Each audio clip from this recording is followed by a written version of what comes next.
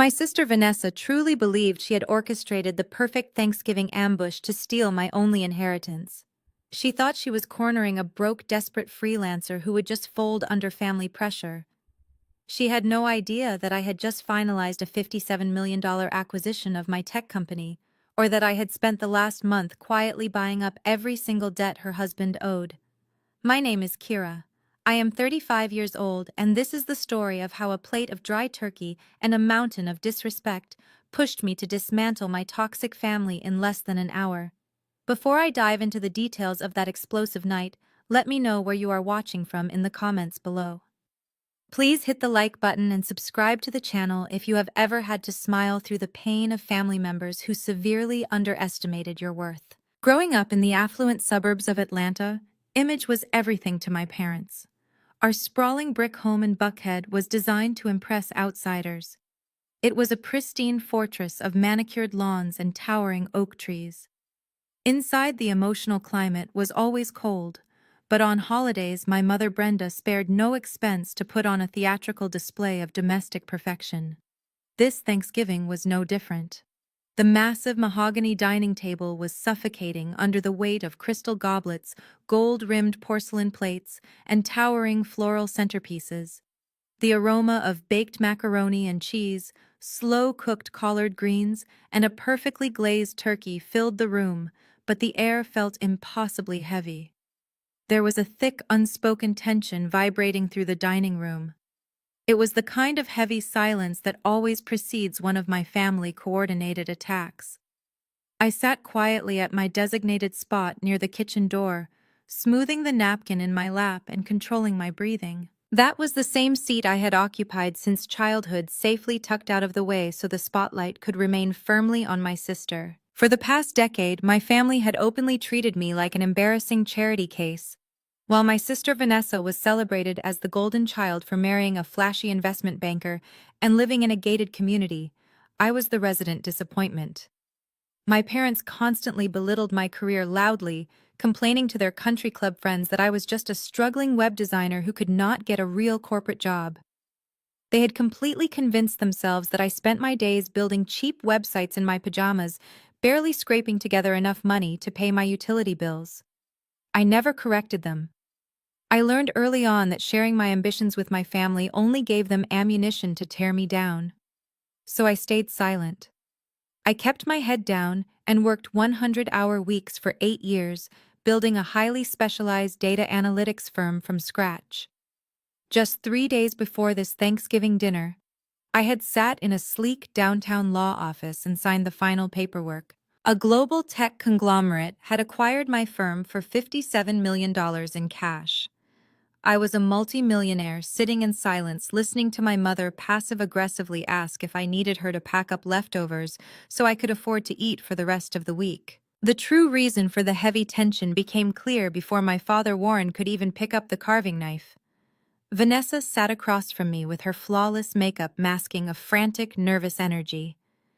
Next to her sat her husband Julian, wearing a custom-tailored suit that I happened to know was bought on credit. Julian was swirling a glass of expensive bourbon and leaning back in his chair with a smug, practiced smile of fake sympathy that made my stomach turn. Without a word of preamble, Vanessa reached into her designer tote bag. She did not ask about my day. She did not offer a holiday greeting. Instead, she pulled out a thick manila envelope and slid it aggressively across the pristine white tablecloth. It stopped directly on top of my empty dinner plate. I looked down at the bold legal print visible through the flap. It was a property transfer deed. Vanessa cleared her throat and squared her shoulders as she looked down her nose at me. She announced to the entire table that she needed me to vacate our late-grandmother house by the end of the month. She spoke in a clipped, demanding tone, as if she were giving orders to an incompetent employee. Grandma Josephine House was a modest 2-bedroom bungalow in a rapidly gentrifying neighborhood. It was not a mansion, but it was the only place in the world where I had ever felt truly safe and unconditionally loved. When Grandma passed away 3 years ago, she specifically left the house to me, bypassing my parents and my sister entirely. She knew exactly how greedy Vanessa was, and wanted to ensure I always had a roof over my head. I had spent the last 3 years lovingly restoring the hardwood floors, tending to her rose bushes, and finding peace within those walls. Now Vanessa was casually demanding that I hand over the only sanctuary I had ever known. Vanessa took a sip of her sparkling water, entirely unbothered by the sheer audacity of her demand. She declared loudly that it was time for me to stop being so selfish and make a real sacrifice for the family. She explained that Julian had a massive, groundbreaking new venture for his investment fund, and he urgently needed the bungalow to use as collateral for a commercial bridge loan. Julian nodded solemnly, adjusting his expensive watch, acting as though he were doing the world a favor by taking my home. He looked at me with an infuriating expression of manufactured pity. He told me that real estate finance was far too complicated for a freelancer like me to understand. But he assured me that leveraging my house was the only way to secure his family future. The absolute nerve of this man sitting at my parents' table, demanding the deed to my home while sipping liquor he could not afford to buy, was almost comical. My parents did not gasp in shock. They did not defend me. In fact, my mother Brenda leaned forward and immediately nodded in agreement, her diamond earrings catching the light from the chandelier. My father Warren crossed his arms and stared at me expectantly, waiting for my compliance. The ambush had clearly been planned well in advance. They had all discussed this behind my back, agreeing that my stability was a perfectly acceptable sacrifice to maintain the illusion of Vanessa wealth. The room fell perfectly silent, waiting for me to break down, waiting for me to surrender. They expected the old Kira to cry, to argue, and eventually fold under the overwhelming weight of their collective disappointment. They did not know that the woman sitting at the table no longer needed their approval. I let the manila envelope sit on my plate untouched, as the warmth of my secret wealth wrapped around me like an invisible armor. Vanessa leaned forward when she realized I was not going to open the envelope. She tapped her manicured nails against her water glass, creating a sharp ringing sound that demanded everyone's attention. She sighed dramatically, as if dealing with a stubborn toddler. She told me I needed to sign the paperwork by tomorrow morning. She did not ask. She commanded. She explained with a terrifying level of entitlement that Julian Firm was on the verge of acquiring a massive commercial real estate portfolio in Midtown. According to her, Julian was a financial genius who was currently orchestrating a deal that would secure the family legacy for generations. The only minor hurdle, she claimed, was a temporary lack of liquid capital for a bridge loan. That was where my house came in. She said the bungalow was just sitting there gathering dust and hoarding equity while I wasted my life pretending to be a business owner. She actually used the word pretending. She insisted it was deeply selfish of me to hoard a valuable asset when Julian could use the collateral to multiply the family wealth. I stared at her, letting her words hang in the heavy air of the dining room. She wanted me to give up the home our grandmother specifically left to me so her white husband could use it to fund his corporate gambling. Julian finally decided to join the conversation. He shifted in his antique dining chair, crossing one leg over the other so his designer socks were perfectly visible. He swirled the amber liquid in his crystal glass, taking a slow, deliberate sip before offering me a painfully condescending smile. He told me he understood this might seem overwhelming to someone without a background in high-level finance. He actually used his free hand to make a calming gesture as if I were hysterical. He promised me that the deed transfer was simply a bureaucratic formality. He claimed he would have the property released back to me within 6 months, once his new venture generated its first round of massive dividends. Julian spoke with the smooth, practiced cadence of a man who was entirely used to failing upwards. He threw around terms like equity leverage and mezzanine financing, hoping to dazzle me into submission. He assumed I was financially illiterate. He assumed my freelance career meant I barely understood how a checking account worked. He painted a picture of himself as a benevolent savior who was graciously allowing me to participate in his brilliant financial ecosystem. He even had the audacity to suggest that by sacrificing my home, I was finally contributing something meaningful to the family name. The sheer arrogance radiating from his side of the table was suffocating. He was a man drowning in his own financial incompetence, trying to steal a life raft from the sister-in-law he openly despised. Vanessa eagerly picked up right where Julian left off. She painted a vivid picture of how unnecessary the house was for my lifestyle. She reminded the table that I was single, had no children, and worked from a laptop all day. She suggested with an entirely straight face that I should just move into a small studio apartment near the airport. She promised it would be much easier for me to maintain, and I would not have to worry about cleaning gutters or mowing the lawn. She framed the theft of my inheritance as a favor to relieve me of the burden of homeownership. She smiled brightly as she delivered this devastating insult, her perfectly white teeth gleaming under the chandelier. She truly believed she was untouchable. She believed that because she drove a luxury sport utility vehicle and lived in a house paid for by other people, she possessed the ultimate authority over my life. The smell of the roasted turkey and the sweet potato casserole was beginning to make me nauseous. The contrast between the beautiful holiday spread and the ugly reality of their greed was jarring. I looked from Vanessa to Julian. They sat shoulder to shoulder, a united front of deceit and entitlement. They had clearly rehearsed this exact conversation for weeks. They probably sat in their overpriced kitchen, drinking expensive wine, laughing about how easy it would be to bully me into handing over the deed. They were so confident in their plan that they brought the paperwork to Thanksgiving dinner, expecting me to sign away my future before the pumpkin pie was even served. They thought the pressure of the holiday and the presence of my parents would force me into immediate compliance. Julian leaned forward, resting his elbows on the table, and lowered his voice into a fake, reassuring register. He told me I needed to think of the bigger picture. He said family was about teamwork, and right now the team needed my equity to secure a win. He promised he would make it up to me, maybe even buy me a nice watch once his deal closed. He treated me like a naive child who could be bought off with a shiny trinket while he stole the roof over my head. I kept my face perfectly still, revealing absolutely none of the joy I felt, knowing I held his literal financial destruction in my purse. I let him talk. I let him dig his grave deeper with every arrogant word. I watched him swirl his bourbon, completely unaware that the glass he was holding, the suit he was wearing, and the car he drove here in were all legally owned by the woman he was currently trying to swindle. I listened carefully to the specific phrasing Julian used to describe his investment fund. He mentioned Tier 2 assets and rapid liquidity protocols. To an untrained ear, he sounded like a Wall Street prodigy. But I was not an untrained ear. I had spent the last decade building a tech company that analyzed complex financial data for global banking institutions. I knew the architecture of corporate debt better than I knew my own reflection. The buzzwords Julian was casually tossing across the cranberry sauce were massive red flags.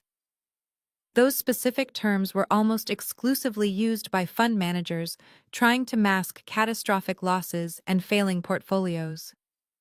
He was not expanding his business. He was desperately trying to stop it from collapsing entirely. He needed the clean, unencumbered equity of Grandma Josephine House to plug a gaping hole in his sinking ship. Vanessa reached across the table and placed her hand over Julian's hand, playing the role of the adoring, supportive wife. She looked at me with eyes completely devoid of genuine warmth. She told me I should be grateful Julian was willing to handle all the legal fees for the deed transfer. She acted as though paying the notary fee to steal my house was an act of profound charity. She went on to describe the new interior design plans she had for her own home, mentioning custom Italian marble countertops and imported silk curtains. She was deliberately flaunting her wealth, attempting to remind me of my place in the family hierarchy. She wanted me to feel so small and so insignificant that giving up my house would feel like a natural submission to my betters. She wanted me to believe that my only purpose was to serve as a stepping stone for her continued elevation. I slowly reached out and finally touched the manila envelope. I did not open it. I simply rested my fingertips on the smooth paper. Julian smiled, his eyes crinkling at the corners, believing he had won. He reached into his tailored jacket and produced an engraved silver pen, placing it on the table between us. The sheer presumptuousness of the gesture was breathtaking. He expected me to sign the quitclaim deed right there next to the gravy boat without reading a single page. I looked down at the silver pen and then back up at my sister. The satisfaction radiating from her face was absolute. She had spent her entire life taking things from me. My parents' attention, my childhood toys, my peace of mind. Taking my home was just the final logical step in her mind. She thought this was the end of the conversation. She had absolutely no idea it was just the beginning. Before the silver pen could even settle completely on the tablecloth, my father Warren cleared his throat. It was a sharp, commanding sound. He possessed a deep, resonant voice that he had spent decades perfecting as a mid-level executive at a regional logistics firm. He leaned forward, resting his forearms on the table, and fixed me with a stern, disapproving glare. He told me to pick up the pen and stop making everything so difficult. He did not ask for my thoughts on giving away my home. He simply expected me to obey, as if I were a rebellious teenager breaking curfew instead of a 35-year-old woman being robbed. He stated that family members made sacrifices for one another, and it was incredibly selfish of me to sit on an empty house when my sister needed my support. The word selfish echoed in my mind. It was their favorite weapon against me.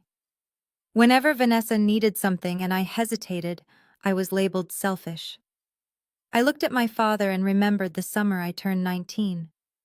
I had worked double shifts at a diner to save up for my first reliable used car. A week before I was supposed to buy it, Vanessa carelessly crashed her own convertible into a retaining wall because she was texting while driving. My father had marched into my bedroom and demanded I hand over my entire savings to cover the insurance deductible for Vanessa so her premium would not go up. When I cried and begged him to let me keep the money I had earned, he called me selfish.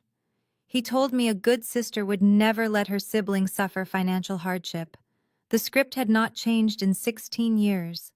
The only difference was that the price tag had gone from a $3,000 deductible to a $500,000 piece of real estate. My mother Brenda saw the brief flash of memory in my eyes and immediately swooped in to reinforce the attack. She set down her crystal wine glass and folded her hands neatly over her plate. She spoke in that sickeningly sweet tone she always used when she was delivering a lethal insult. She told me I needed to look at the situation logically. She pointed out that I was 35 years old and completely unattached. She weaponized my single status in front of the entire table, stating that since I had no husband to consider and no children to provide for, I did not need a whole house to myself. She gestured toward Vanessa and Julian, emphasizing that they were building a real family and a real legacy. She made it explicitly clear that in her eyes my life held no intrinsic value unless it was being used to subsidize my sister. I kept my hands resting gently in my lap, making sure my breathing remained slow and steady. If I raised my voice, they would call me emotional. If I defended myself, they would call me defensive. I knew exactly how to play this game, so I let Brenda keep talking. I let her dig the trench deeper. She sighed heavily, acting as though my very existence was a burden she was graciously tolerating. She looked at me with an expression of profound pity and delivered the ultimate insult. She said it was time for me to grow up and accept that my cute little computer hobby was never going to pay off. The phrase cute little computer hobby hung in the air. Julian let out a short, amused chuckle, and Vanessa smirked behind her water glass. My mother was referring to the data analytics firm I had built with my own bare hands. She was dismissing the countless sleepless nights, the canceled vacations, the brutal client pitches, and the relentless grind of building a specialized software architecture from the ground up. In her mind, because I did not wear a designer suit to an office building every day, I was just playing on the internet. She told me I needed to stop pretending I was a business owner and face reality. She suggested that after Julian secured his loan, he might even be able to find me an entry-level administrative position at his firm. She presented this as a generous act of charity, offering me a chance to finally do something productive with my life under the guidance of my brilliant brother-in-law. The irony was so thick it was almost suffocating. My mother was begging me to become a receptionist for a man who was secretly drowning in $3 million of toxic debt. She was mocking my career just 3 days after a global tech conglomerate had thoroughly vetted my company code, my client list, and my revenue projections, and decided it was worth $57 million in pure liquid cash. She was demanding I give up my home to save a man whose financial survival currently depended entirely on my mercy. Warren nodded firmly in agreement with the assessment Brenda made of my life. He tapped his index finger against the table, pointing directly at the quitclaim deed. He told me that Julian had gone out of his way to handle all the complicated legal paperwork to make this easy for me. He instructed me to sign the document immediately so we could move past this unpleasantness and enjoy our Thanksgiving meal as a united family. He actually tried to frame the theft of my property as an act of family unity. He warned me that if I ruined the holiday by being stubborn, I would not be welcome back for Christmas. They were threatening me with exile, as if losing access to their constant belittling was a punishment rather than a profound relief. I looked at the four faces staring back at me: Vanessa triumphant and greedy, Julian arrogant and desperate, Warren authoritative and blind, Brenda cruel and dismissive. They had boxed me in, completely convinced that they had covered every angle and neutralized every potential defense I might have.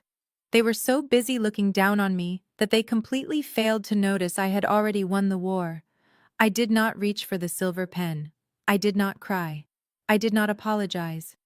Instead, I slowly pulled my chair out and adjusted my posture, sitting up perfectly straight. It was finally time to break my silence. I reached across the table and picked up my heavy linen napkin. I folded it perfectly in half and placed it on the table beside the manila envelope.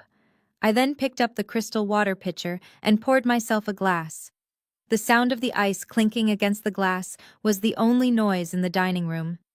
Everyone was staring at me, waiting for the inevitable surrender they had grown so accustomed to witnessing.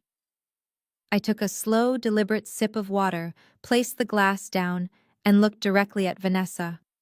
I told her no. I kept my voice entirely flat and devoid of emotion. I said I will not be signing the deed today, and I will not be moving out of our grandmother house at the end of the month or any month after that. The house belongs to me and it is going to stay with me. For a full 10 seconds, nobody breathed. The refusal was so simple and so absolute that it completely derailed their carefully orchestrated ambush. Vanessa opened her mouth to speak, but no sound came out. She blinked rapidly, her eyes darting to our mother for backup. Warren darkened his face into a deep scowl. He slammed his hand flat against the mahogany table, making the silverware rattle. He demanded to know what I had just said, as if he possessed the authority to make me rewind time and change my answer. Brenda gasped, clutching her chest, and immediately accused me of deliberately trying to ruin Thanksgiving. The manufactured outrage was almost comical, but I did not smile. I simply sat there, completely anchored in my own power, letting their anger wash over me without absorbing a single drop of it. This was the exact moment Julian decided to step in and take control of the situation. He pushed his heavy wooden chair back slightly and unbuttoned his suit jacket, projecting an image of relaxed authority. He gave a long, patronizing sigh, shaking his head as if he were dealing with a deeply confused child who could not grasp basic instructions. He held his hands up in a placating gesture, asking Warren and Brenda to calm down. He told them he would handle this. He turned his attention back to me, wearing that same insufferable smirk. He leaned forward, resting his elbows on the table, and locked his eyes onto mine. He told me he understood that finance was intimidating, especially for someone who had never really operated in the corporate world. Julian launched into a painfully slow explanation of real estate equity, operating under the massive delusion that I lacked the intellect to understand his business. He spoke with the cadence of a preschool teacher explaining colors. He told me that leaving a house completely paid off and sitting unencumbered was a terrible financial decision. He called it dead capital. He explained that smart money was always moving and that by refusing to leverage the property, I was essentially losing money every single day.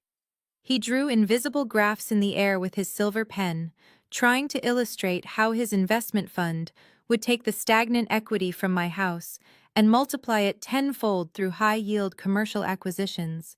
He assured me that his portfolio was completely insulated from market volatility and that giving him my house was the safest investment I could ever make. I watched his mouth move, noting every single lie that slipped past his teeth. He talked about corporate finance and asset mobilization with absolute arrogance. He assumed my silence was born of confusion rather than calculation. He explained that a bridge loan was just a temporary instrument used by high-net-worth individuals to cross short-term liquidity gaps. He promised that the bank would barely even register my name on the paperwork. He told me I should view this not as losing a house, but as gaining a front-row seat to a masterclass in wealth generation. He actually suggested I should be taking notes. The sheer, unadulterated confidence he possessed while sitting across from the woman who owned his entire financial existence was a profound psychological study in arrogance. Julian did not stop there. When his financial lecture failed to elicit a response from me, he smoothly transitioned into subtle intimidation. He lowered his voice, adopting a tone of serious concern. He told me that the business world was ruthless, and that someone with my limited professional experience would easily be crushed under the weight of property taxes and maintenance costs. He implied that I was incapable of managing the asset on my own, and that I would eventually lose the house to the city anyway. He told me that by handing the deed over to him, I was securing the protection of a seasoned financial expert. He framed his attempted theft as a rescue mission. He warned me that if I allowed my stubborn pride to ruin this deal, the financial fallout for his family would be entirely my fault. He wanted me to carry the guilt of his impending bankruptcy. He tapped the silver pen against the table twice and pushed it closer to my hand. He told me to just sign the paper so we could all enjoy the wonderful meal my mother had prepared. He promised everything would make sense once the money started rolling in. He sat back, crossing his arms over his chest, radiating an unearned sense of victory. He truly believed his barrage of financial jargon and subtle threats had overwhelmed me. He believed he had successfully boxed me into a corner where my only option was to submit to his superior intellect. What Julian failed to realize was that his arrogance had just handed me the perfect weapon. Every buzzword he used and every exaggerated claim he made about his fund was another nail in his coffin. He was trying to intimidate a data analytics expert with imaginary numbers. I knew his portfolio was not insulated. I knew his liquidity gap was actually a massive crater of defaulted loans. I knew he was days away from total ruin. By trying to play the brilliant financier, he had set the perfect stage for his own spectacular downfall. I did not interrupt him. I let him build his glorious house of cards as high as he possibly could right there in the middle of my parents' dining room. I let him feel the absolute rush of supreme confidence. I knew that the higher he built his lie, the more devastating the impact would be when I finally decided to knock it down. I looked at the silver pen sitting next to the deed. I looked at the expectant face Julian wore and the greedy eyes of my sister. They were practically vibrating with anticipation, ready to snatch the envelope away the second my signature touched the paper. I placed both of my hands flat on the table. The calm radiating through my body was absolute. I was no longer the frightened little girl, desperate for family approval. I was the architect of their impending reality check. I looked directly at Julian and prepared to pull the first thread of his carefully constructed illusion. Vanessa saw the absolute calm in my eyes, and her fake smile finally shattered completely. She snatched her hand back from the table and let out a sharp, bitter laugh that sounded like breaking glass. If direct intimidation and complex financial jargon were not going to force my hand immediately, she decided to pivot to her favorite and most lethal weapon. She shifted to psychological warfare. She leaned back in her heavy wooden dining chair and aggressively smoothed the linen napkin on her lap. She looked across the table at our mother and loudly changed the subject entirely, ignoring my flat refusal to sign her paperwork. She announced that she and Julian were completely exhausted from their incredibly demanding high-net-worth lifestyle and desperately needed their upcoming winter vacation to decompress. She made sure her voice was exceptionally loud, ensuring the sound bounced off the dining room walls, so I would absorb every single word of her fabricated success story. Vanessa began detailing their lavish plans for a 2-week luxury ski trip to Aspen right after Christmas. She described the private 5-bedroom chalet they had supposedly rented right on the mountain, with ski-in and ski-out access. She talked about the personal chef they had hired to cook their meals, the private ski instructors for their private slopes, and the first-class flight tickets they had already secured. She turned her head and looked at me with a sickeningly sweet smirk. She said it was a real shame I could not join them, but she knew my strict freelance budget would never cover even a single night in that exclusive zip code. She suggested that maybe I could find a nice cheap cabin in the local state park to get some fresh air.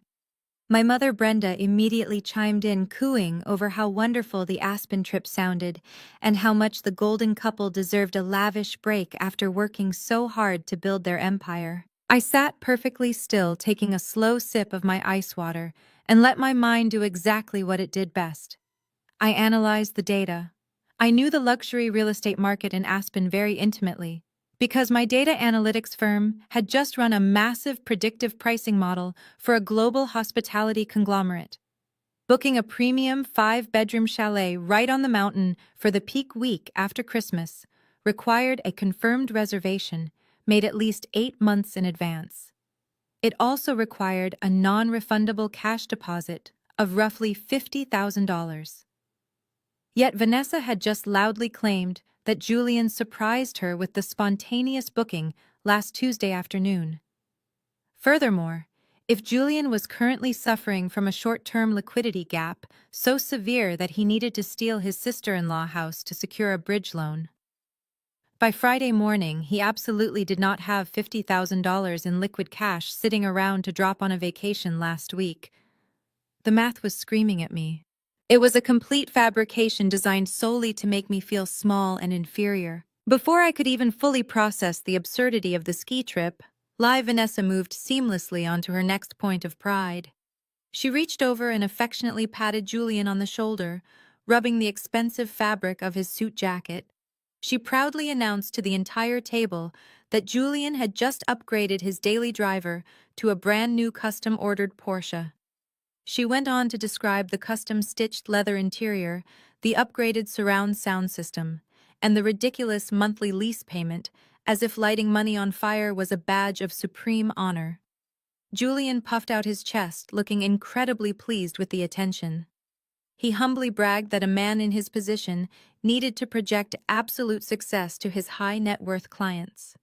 He claimed the exotic car was essentially a necessary business expense required to maintain his image as a top-tier fund manager in a competitive city. Once again, my analytical brain tore their beautiful story to shreds in a matter of seconds.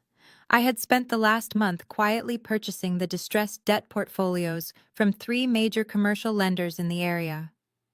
I knew exactly what the credit profile of Julian looked like. His primary investment fund was leveraged to the absolute breaking point, and his personal credit score was in a free fall. No reputable exotic car dealership on the planet would lease a custom Porsche to a man with a debt-to-income ratio that catastrophic unless he was paying a subprime interest rate of over 20%. The alternative was that he put down a massive cash deposit, which the Aspen lie already proved he did not have. The only logical conclusion was that the car was either leased under a fraudulent corporate shell company that was currently defaulting, or it was a short-term weekend rental he was passing off as a personal vehicle to maintain his facade for the holiday. They were drowning in a sea of high-interest debt just to pretend they were wealthy enough to sit at the country club table. My father Warren raised his glass of red wine and offered a booming toast to Julian and his incredible financial success. He told Julian that he was incredibly proud to have a son-in-law who knew how to provide for his family in such a spectacular and traditional fashion. Warren then looked pointedly at me, his eyes filled with heavy judgment and disappointment. He stated that it was important for people to surround themselves with high achievers so they could learn how the real world operated. He was explicitly telling me that I was a failure who needed to study Julian to understand how to be successful. Brenda agreed wholeheartedly, adding that she hoped I was paying close attention to how a real man took care of his household. They were aggressively feeding the monster, inflating the ego of Julian to dangerous levels. They were completely blind to the fact that his entire existence was built on quicksand and borrowed time. I looked at the beautiful roasted turkey sitting untouched in the center of the table. The wonderful smell of the holiday food was entirely overpowered by the stench of their financial desperation. Vanessa was glowing brightly, bathed in the toxic validation of our parents. She truly believed that by listing off her imaginary luxury purchases, she had successfully put me in my proper place. She thought that by painting this picture of extreme wealth, she would make me feel so incredibly inadequate that I would simply hand over the deed to the bungalow just to feel like I belonged to their elite circle. She wanted me to beg for their approval.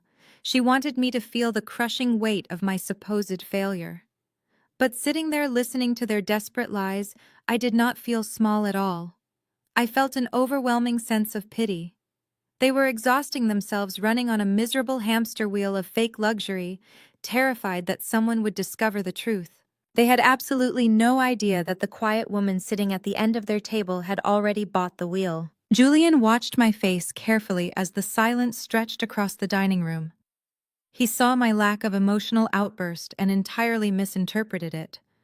He thought my quiet observation was the look of a defeated woman finally realizing she was outmatched. Realizing that Vanessa's harsh demands and his own financial lectures had not immediately produced a signature, he decided to switch tactics. He shifted in his chair, leaning back to project an aura of total relaxation and control. He unbuttoned his suit jacket, entirely smoothing his silk tie and adopting the soft, soothing tone of a benevolent benefactor. He was preparing to play the magnanimous savior descending from his corporate tower to rescue his poor, struggling sister-in-law from her own financial incompetence. He reached into the inner pocket of his jacket, but instead of pulling out another legal document, he produced a sleek, leather-bound checkbook.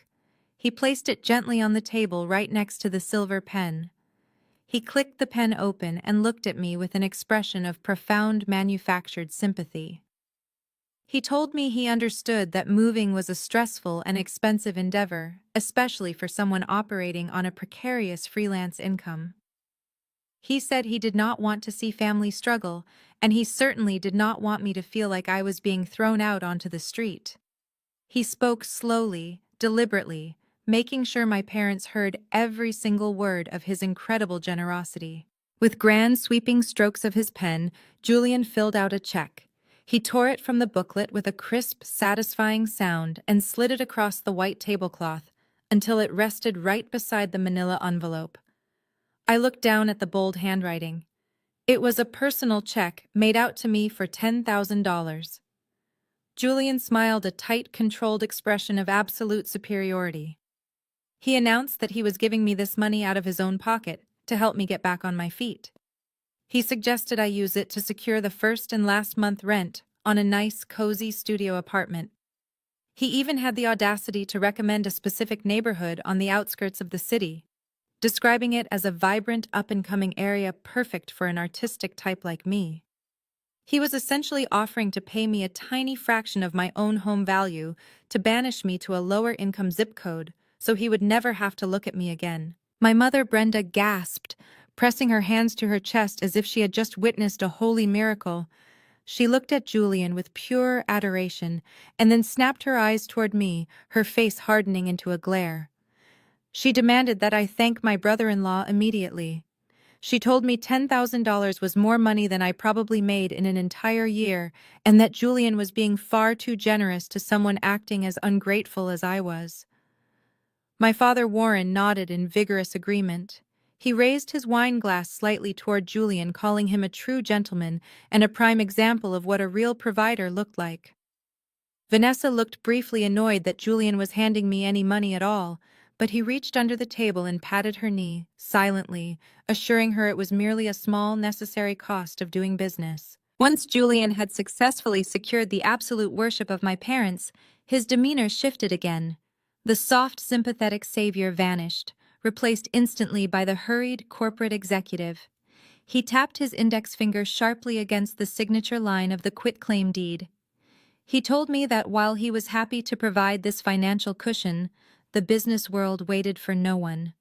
He dropped his voice a full octave, injecting a false sense of extreme urgency into the conversation.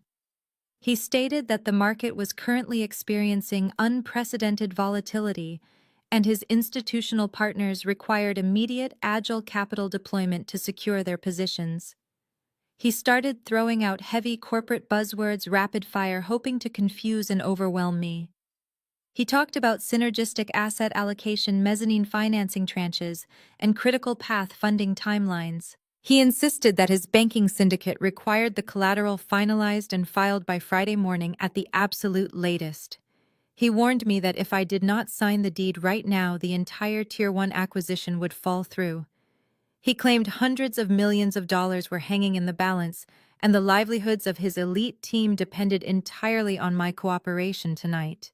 He painted a picture of a massive high-stakes Wall Street transaction that would collapse simply because I was being too stubborn to sign a piece of paper.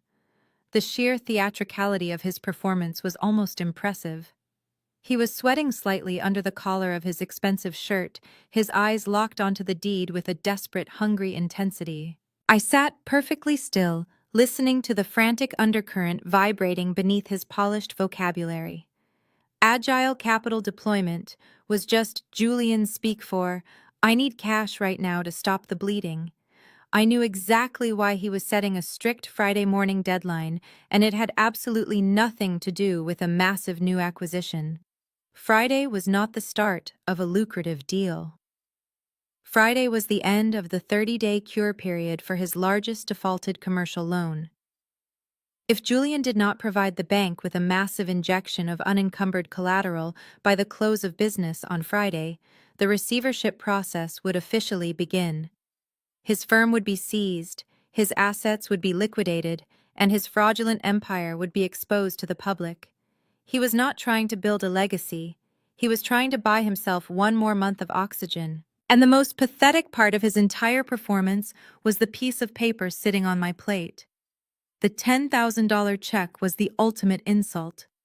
Because I owned the holding company that was currently tearing through his financial records, I knew his exact liquid cash position.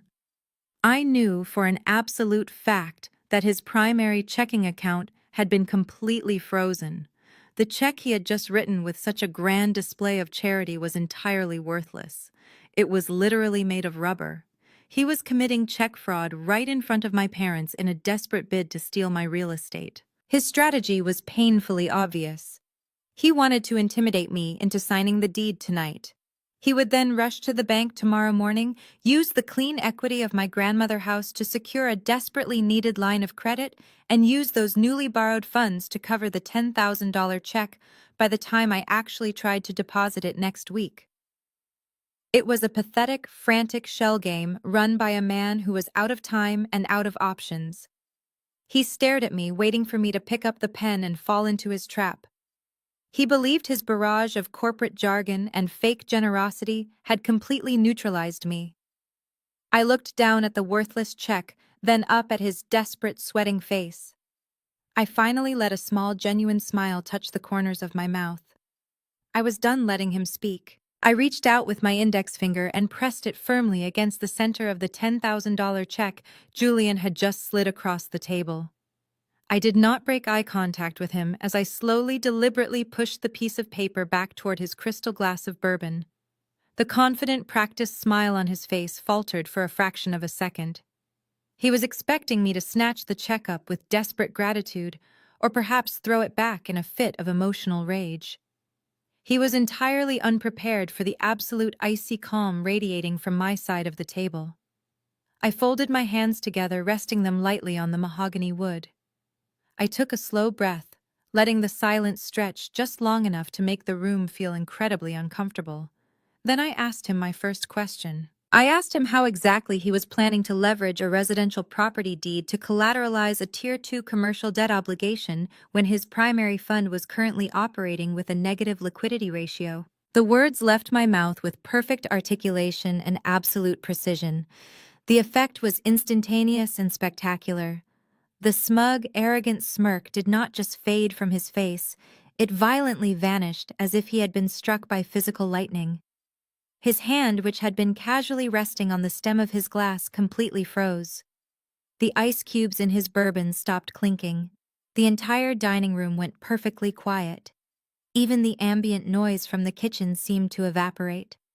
Julian stared at me, his eyes suddenly wide and completely devoid of the condescending warmth he had projected just moments before. He was looking at me as if a ghost had just materialized in the chair where his pathetic sister-in-law was supposed to be sitting. He knew instantly that I had not simply strung together a random assortment of financial buzzwords. The terminology I used was far too specific and far too accurate. To an outsider like my parents, it sounded like high-level corporate jargon, but to Julian it sounded like a death sentence. It was the exact internal language used by forensic accountants when they were preparing to liquidate a failing portfolio.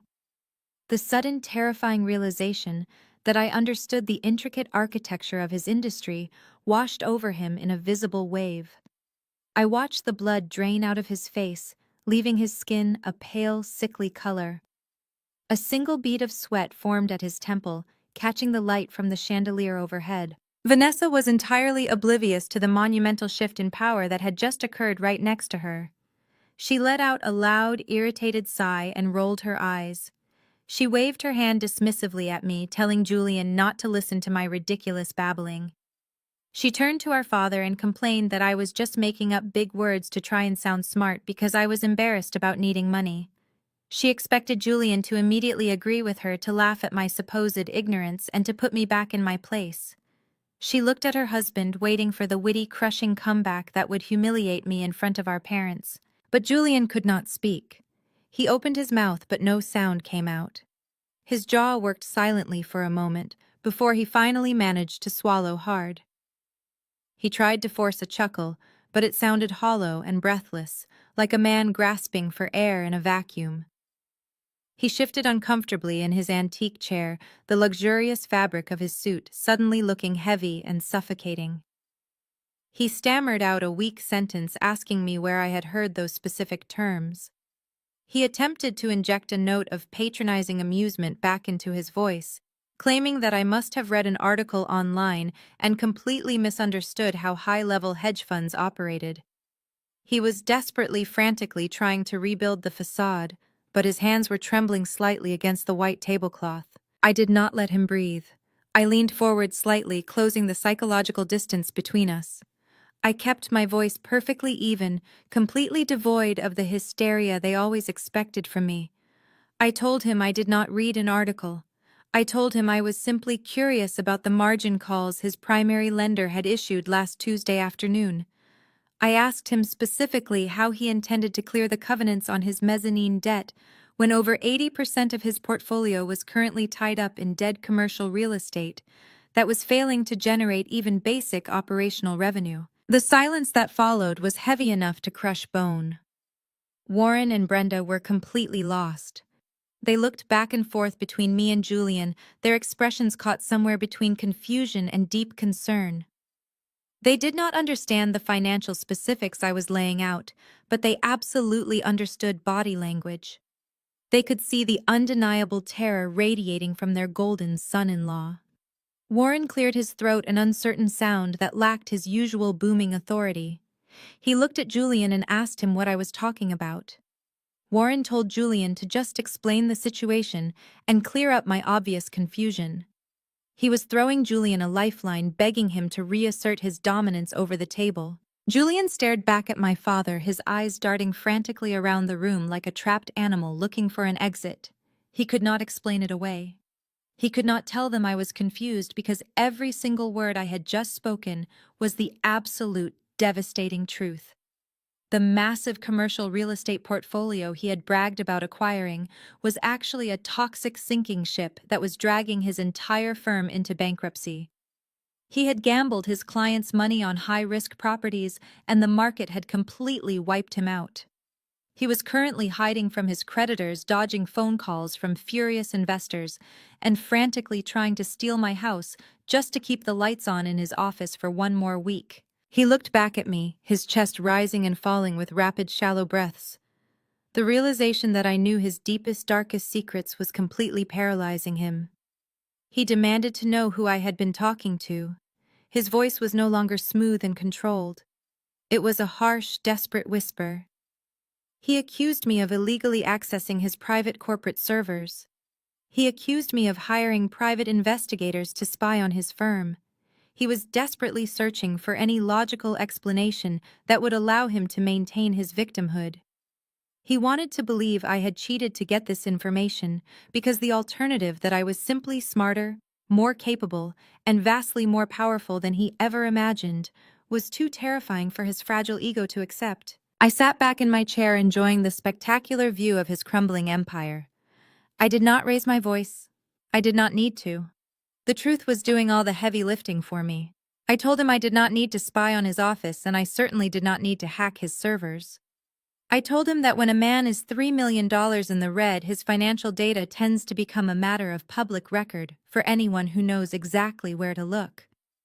I watched his eyes widen in absolute horror as the final shreds of his false reality burned away. I had successfully pulled the first thread, and his entire tailored suit was unraveling right before my eyes. I did not give Julian a single second to recover from the shock of my initial statement. I shifted my gaze away from his pale, sweating face and looked down at the $10,000 check still resting near his crystal bourbon glass. I reached across the table and picked it up, holding the crisp paper by the very edge as if it were physically contaminated. I looked directly at Vanessa, who was still completely oblivious to the panic consuming her husband. I told her that her brilliant, successful husband was not just a remarkably incompetent fund manager, but he was also a remarkably sloppy criminal. I stated in a clear, unwavering voice that writing a personal check for $10,000 from a primary operating account that had been legally frozen by commercial creditors at exactly noon on Wednesday was considered federal bank fraud. I did not stop there. I detailed the exact mechanics of his failure so there could be absolutely no room for misunderstanding. I told the table that the primary commercial lending institution in downtown Atlanta had officially locked his accounts due to a massive covenant breach. I noted that Julian had desperately tried and failed to withdraw liquid cash on Thursday morning, just hours before arriving at this dinner. I explained that the check he had written with such a grand flourish of fake charity was not worth the paper it was printed on. It was a completely worthless document handed to me by a desperate cornered man who was trying to buy just enough time to steal my real estate and save himself from total financial ruin. I let the check drop from my fingers. It fluttered down and landed directly in a small puddle of condensation that had formed beneath the crystal water pitcher, the ink immediately beginning to bleed and blur into a dark, useless smudge. The eruption at the dining table was instantaneous and deafening. It was as if I had casually tossed a live grenade right into the center of the roasted turkey. Vanessa was the first to completely lose her mind. She slammed both of her hands flat onto the mahogany table with such extreme force that the silver forks jumped off the porcelain plates and clattered against the crystal goblets. She stood up so violently that her heavy antique dining chair was knocked backward, hitting the hardwood floor with a loud, heavy crash. Her face, which had been meticulously contoured and painted for a flawless holiday aesthetic, was suddenly contorted with raw, absolute rage. Her carefully constructed mask of wealthy indifference was completely destroyed. She pointed a trembling manicured finger directly at my face and screamed at the top of her lungs that I was a pathetic, jealous liar. Vanessa shrieked that I had spent my entire miserable life resenting her massive success and her beautiful, perfect marriage. She accused me of fabricating these ridiculous, complicated financial terms just to humiliate Julian, because I was bitterly obsessed with the fact that I was 35 years old and completely alone. She yelled so loudly that a visible vein bulged in her neck, her voice echoing harshly off the expensive wallpaper of the dining room. She frantically turned to our parents, claiming that I was probably going through some kind of severe psychotic break brought on by the immense stress of my failing freelance career. She desperately tried to spin my calm, factual statements into the unhinged ravings of a jealous sibling desperate for any kind of attention. She turned to Julian and begged him to say something to put me in my place and prove me wrong. But Julian remained absolutely frozen in his seat, staring blankly at the bleeding ink on the ruined check, absorbing the terrifying reality of his absolute destruction. My mother Brenda immediately sprang into action to defend her precious golden child. She stood up quickly, rushing around the table to wrap her arms around Vanessa, who had immediately transitioned from screaming rage to loud theatrical sobbing.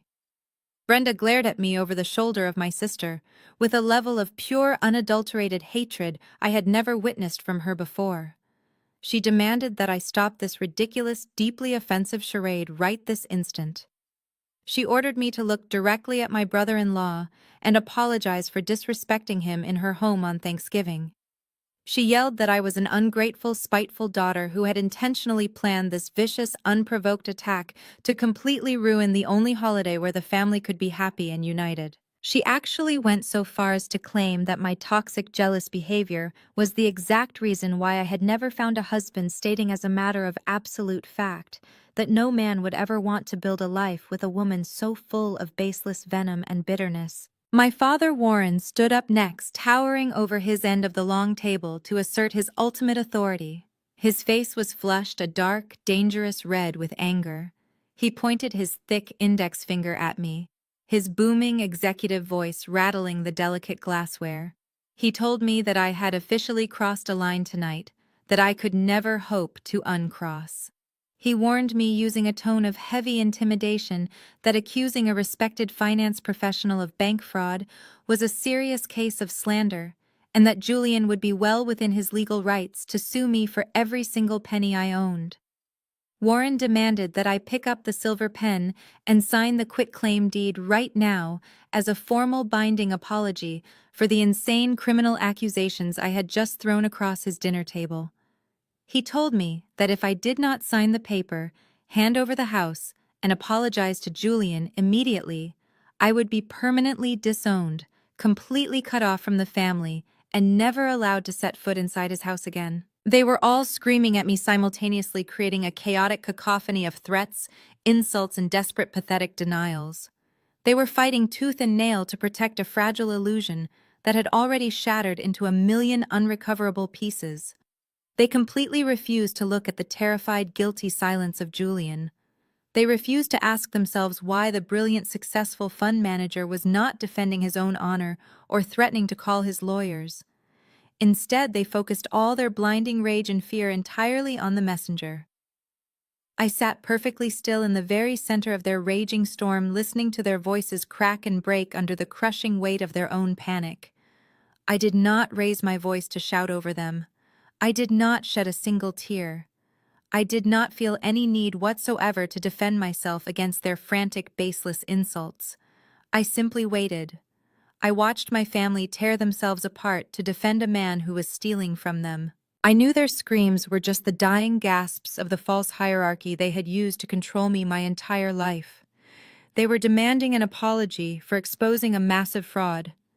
They had absolutely no idea that the real punishment had not even begun. I let them scream. I let their frantic, baseless threats wash over me like water off a stone.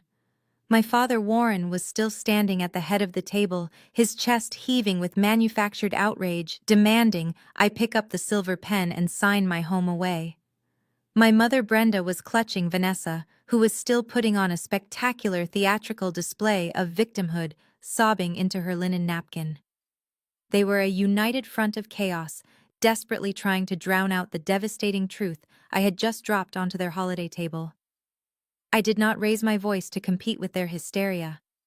I did not flinch when Warren threatened to disown me. Instead, I slowly reached down to the floor beside my chair and picked up my structured leather tote bag. I placed the heavy bag squarely on my lap. The heavy brass zipper made a distinct sharp sound as I pulled it open. It was a quiet mechanical noise, but it seemed to slice right through the hysterical shouting of my mother and sister. I reached inside, bypassing my makeup bag and my wallet. My fingers wrapped around the smooth matte finish of a single pristine black folder. I pulled it out and placed it flat on the table right next to my crystal water glass. Vanessa stopped sobbing for a fraction of a second. She peeked through her perfectly manicured fingers, her tear-streaked face contorting into a look of greedy anticipation. She genuinely believed the black folder contained a signed copy of the quitclaim deed, or perhaps a massive cashier check representing my total surrender. She thought my silence meant I had finally buckled under the overwhelming pressure of our parents. She nudged our mother and quickly wiped her eyes, preparing to snatch the folder the second I pushed it toward her. Even Julian lifted his head slightly, a desperate, pathetic glimmer of hope sparking in his panicked eyes. He actually thought I was going to save him. I did not look at Vanessa. I did not look at Julian. I picked up the black folder and held it firmly in both hands. I leaned forward and slid it straight down the center of the long mahogany table. It glided smoothly over the white tablecloth, bypassing the silver gravy boat, passing right by the magnificent roasted turkey, and stopping dead center in front of my father. I looked up at Warren. His face was still dark red with fury, his heavy index finger still pointing at me in a gesture of ultimate paternal authority. I told him he did not need to take my word for anything. I told him to open the folder and read the very first page out loud to his beautiful, united family. Warren scoffed loudly. He muttered something deeply insulting under his breath about my ridiculous, childish theatrics. He aggressively snatched the folder off the table, intending to glance at it and immediately dismiss whatever fabricated proof he thought I had brought. He flipped the heavy black cover open with a harsh, dismissive flick of his wrist. I watched his eyes track down to the thick, cream-colored legal paper resting inside. I knew exactly what that document looked like because my own legal team had drafted it. It bore the heavy embossed seal of a major commercial banking institution in the top left corner.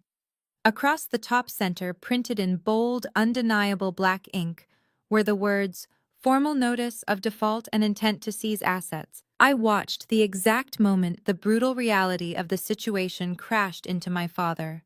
It was a spectacular physical transformation. The dark, furious red coloring completely drained out of his face, replaced instantly by an ashen, sickly gray. His heavy, authoritative posture simply collapsed.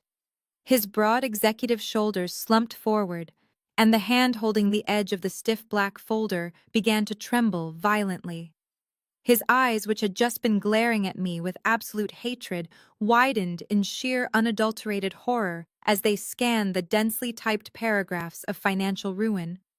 He was reading the exact sum of Julian catastrophic debt. It was a number so massive, so incredibly reckless, that it completely defied his comprehension. The booming, executive voice of my father vanished entirely. He opened his mouth to speak, to scream, to demand another explanation, but only a dry, rattling breath escaped his lips. The silence that suddenly radiated from his end of the table was so profound and so terrifying that it immediately choked the screaming right out of my mother and sister. Brenda stopped yelling her insults mid-sentence. Vanessa lowered her hands completely from her face, her fake tears drying up instantly. They both stared at Warren, utterly confused and suddenly terrified by the sight of the untouchable patriarch, completely paralyzed by a single piece of paper. The black folder lay completely open on the table, resting right next to a crystal bowl of sweet cranberry sauce. The visual contrast was absurd and deeply poetic. On one side was the meticulous, expensive illusion of a perfect holiday feast, prepared by a family absolutely obsessed with their social status. On the other side was the brutal, undeniable legal reality of their complete financial destruction. Warren could not tear his eyes away from the paper. He read the final paragraph, the section detailing the immediate freeze of all connected liquid assets and the impending aggressive liquidation of Julian corporate shell companies. He slowly lowered the folder back onto the tablecloth, his hands shaking so badly he knocked over his own wine glass. The dark red liquid spilled across the white linen, looking like fresh blood, but Warren did not even notice. He did not look at my mother. He did not look at my sister. He looked up directly at his golden son-in-law.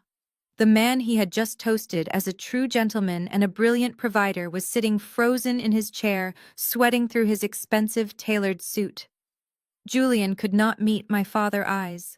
Julian stared down at his empty dinner plate, his jaw clenched tight, his entire body rigid with the absolute terror of a man who knew he was finally caught. Brenda reached out tentatively and touched Warren's arm. She asked him in a small, frightened voice what the paper said. She asked him why he was looking at Julian like that. Warren did not answer her. He could not form the words. He simply pushed the black folder slightly toward the center of the table, an open invitation for anyone brave enough to read the truth. I sat back in my chair, completely relaxed, watching the magnificent collapse of the golden child and her perfect husband. I had delivered the weapon, and now I was simply waiting for the inevitable explosion. The silence stretching across the dining room was absolutely broken only by the sound of my father trying to catch his breath. I leaned forward, resting my arms on the table, and decided to translate the dense legal document he was holding into plain, undeniable English.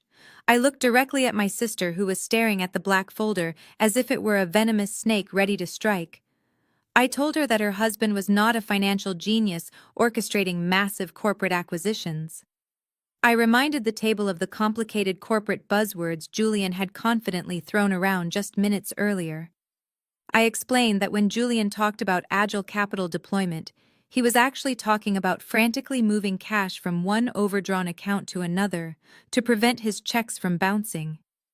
When he bragged about his high-yield commercial properties, he was actually talking about a series of failing suburban strip malls that had been sitting vacant and decaying for 3 years. He had taken millions of dollars of his investors' money and dumped it into completely dead real estate, hoping a miracle would save him.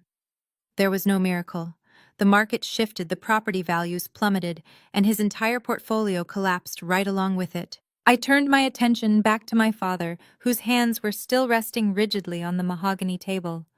I pointed to the second page of the document still visible beneath the heavy black cover.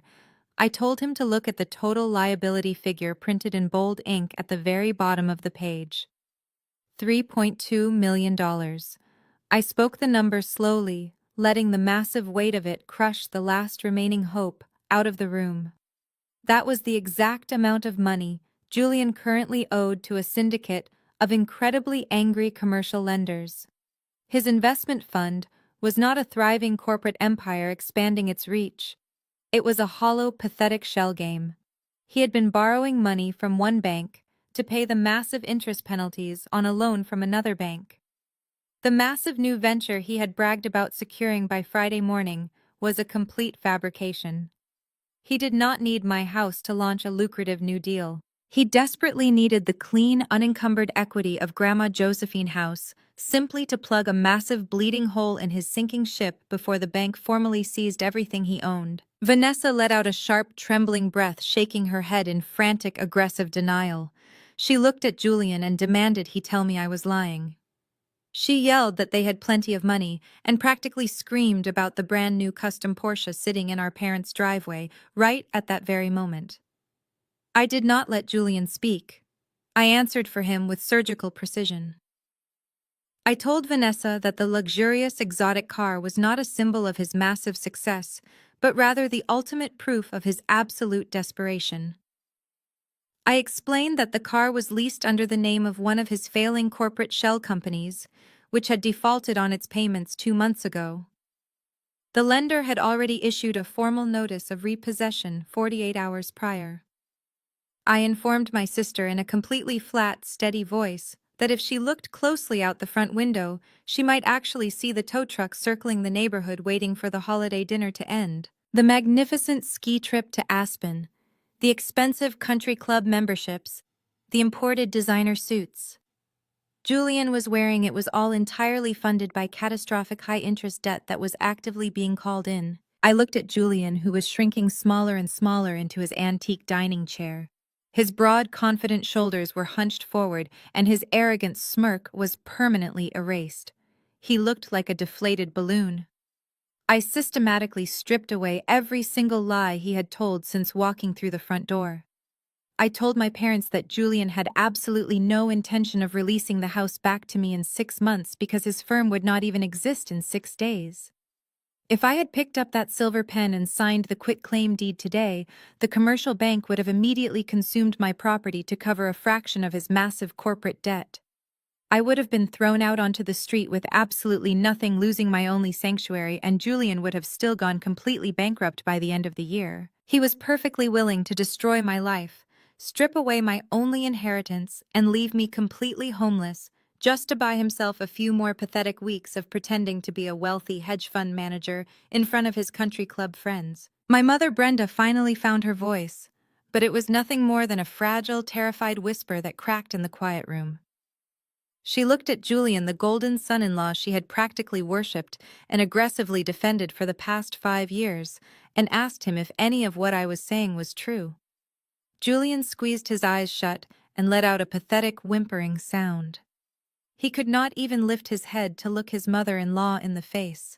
His cowardly silence was the most deafening confession possible. Warren slumped back heavily against his chair, looking as though he had physically aged 10 years in the span of 3 minutes. The prestigious, wealthy family legacy he thought he was building was nothing but a fragile house of cards built entirely on fraud and deceit. They had spent the entire evening mocking my career, treating me like a pathetic charity case, and demanding I sacrifice my life for a man who was actively trying to rob them blind. Vanessa began to hyperventilate. Her perfectly manicured hands clawed frantically at the expensive silk fabric of her dress as the terrifying reality of her situation finally breached her massive wall of denial. She was not the wealthy, untouchable socialite she had pretended to be just 20 minutes ago when she was bragging about ski resorts and laughing at my expense. She was the wife of a massive fraud about to lose her home, her cars, and her entire social standing in the most public, humiliating way possible. I watched the golden child completely shatter right in front of my eyes. The supreme arrogance that had fueled her cruelty toward me for her entire life was entirely gone, replaced by raw, suffocating panic. I had not raised my voice once. I had not thrown a single petty insult. I had simply turned the lights on and forced them to look at the ugly, terrifying truth they had been so desperate to ignore. I sat perfectly still, watching the ashes of their fake empire settle around the ruined Thanksgiving feast, knowing that the most devastating part of my revelation was still locked safely inside my mind. Julian sat frozen for what felt like an eternity, staring blindly at the ruined check before him. The crushing weight of exposure finally broke through his paralysis, and the polished, sophisticated fund manager completely vanished. In his place was a desperate, cornered man who realized his entire life was over. His face flushed a dark, mottled red, the veins in his neck bulging against the tight collar of his custom-tailored shirt. He let out a primal, furious roar and slammed both of his fists down onto the mahogany table with terrifying force. The impact was so violent that a crystal water goblet toppled over, shattering against a porcelain plate and sending shards of glass flying across the white tablecloth. My mother screamed and jumped back, but I did not even blink. I sat perfectly still, watching his complete psychological collapse. Julian shoved his heavy antique chair backward so violently that it crashed into the floral wallpaper behind him. He stood up, towering over the table, his chest heaving, his eyes wild and completely unfocused. He pointed a trembling finger directly at my face and began screaming at the top of his lungs. He abandoned all pretense of corporate professionalism and resorted to the frantic, desperate accusations of a man who had absolutely no defense. He yelled that I was a criminal. He accused me of hiring a team of elite corporate hackers to infiltrate his private servers and steal his confidential client data. He screamed that I had engaged in massive corporate espionage just to ruin him because I was jealous of his success and his beautiful wife. He was completely unhinged, throwing out wild legal threats and claiming he was going to have me arrested by the FBI before the night was over. His logic was entirely fractured by panic. In one breath, he claimed the documents in the black folder were complete fabrications forged by me to destroy his reputation. In the very next breath, he screamed that the information was highly classified and I had broken federal laws to obtain it. He was drowning in his own contradictions, desperately searching for a narrative that would paint him as the victim of a malicious attack rather than the architect of a massive fraud. He leaned over the table, bracing his knuckles against the wood, and thrust his face toward mine. The smell of bourbon and absolute terror radiated off him. He tried to physically intimidate me, his voice dropping into a harsh, menacing growl. He demanded to know who I was working for. He insisted that a pathetic freelance web designer could never have orchestrated such a massive breach of security on her own. He demanded I tell him which of his corporate rivals had paid me to destroy his firm. Vanessa, who had been hyperventilating quietly, suddenly dissolved into a full-blown hysterical meltdown. She saw the absolute terror in her husband's eyes and heard the desperate, impossible lies he was spinning, and the final brick of her massive wall of denial simply crumbled. She covered her face with both hands and began sobbing uncontrollably, her wails echoing loudly through the dining room. She turned to our father, grabbing his arm with desperate, clawing fingers. She begged Warren to make me stop lying. She cried that I was ruining her life, ruining her marriage, and destroying the family on Thanksgiving. She pleaded with him to throw me out of the house and call the police. She was clinging to the rapidly fading illusion that Warren still possessed the ultimate authority to fix everything. She wanted him to use his booming voice to banish me and somehow magically erase the crushing debt that was about to consume her entire world. But Warren did not move. He did not pull Vanessa into a comforting embrace. He did not yell at me or threaten to call the police.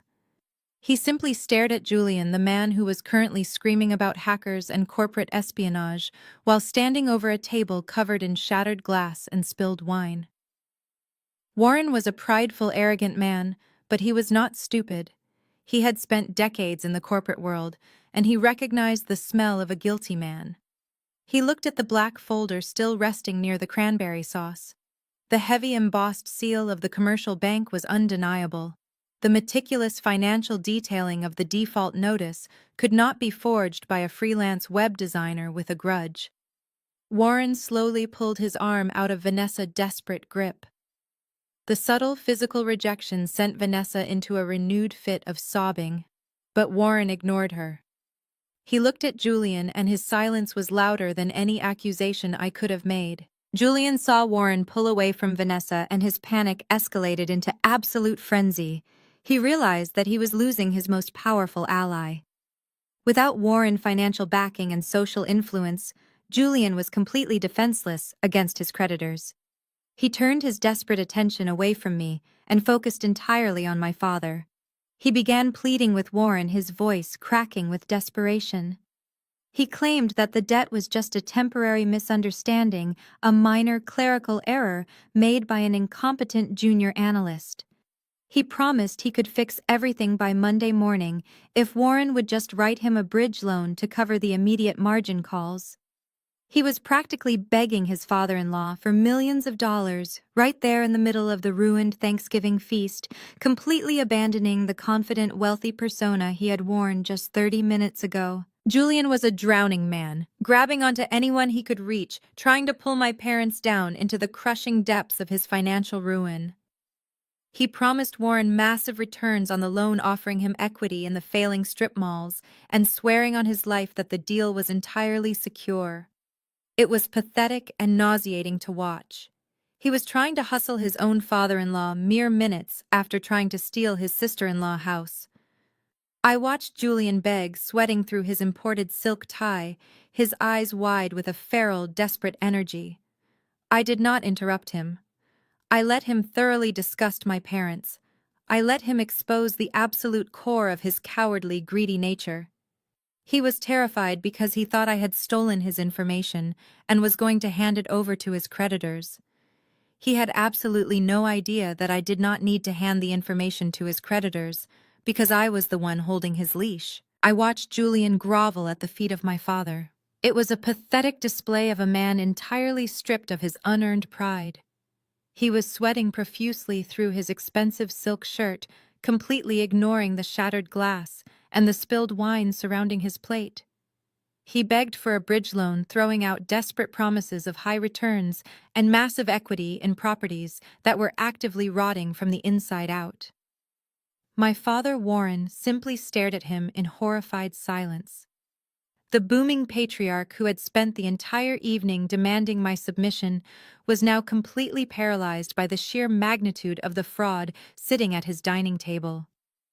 Vanessa was still weeping uncontrollably, her face buried in her hands, completely incapable of processing the terrifying reality that her luxurious life was nothing but an illusion built on stolen money. I let the chaotic symphony of their despair fill the room for a few more moments before I decided it was time to drop the second devastating bomb. I did not flinch. I did not raise my voice to compete with the loud, panicked breathing of my brother-in-law. I simply placed both of my hands flat on the mahogany table and leaned forward. I spoke directly to Julian, cutting through his frantic begging with a voice as cold and hard as a diamond. I told him to stop humiliating himself. I told him he was wasting his breath asking my father for money, because my father did not have the capital required to cover a $3 million margin call. Furthermore, I explained that even if Warren did somehow possess that kind of liquidity, handing it over to Julian would be entirely useless at this point. Julian stopped talking instantly. His mouth snapped shut, and he turned his head slowly to look at me. His eyes were wide and bloodshot, filled with the feral panic of a trapped animal. He was still clinging to his ridiculous theory of corporate espionage, still believing that I was just a rogue hacker who had stolen his information and was preparing to blackmail him. I decided to relieve him of that particular delusion. I looked him dead in the eye and explained that absolutely no hacking was required to obtain his financial data. I told him I did not need to hire a team of elite cybercriminals to infiltrate his private servers, because his servers were practically an open book to anyone holding the right legal authority.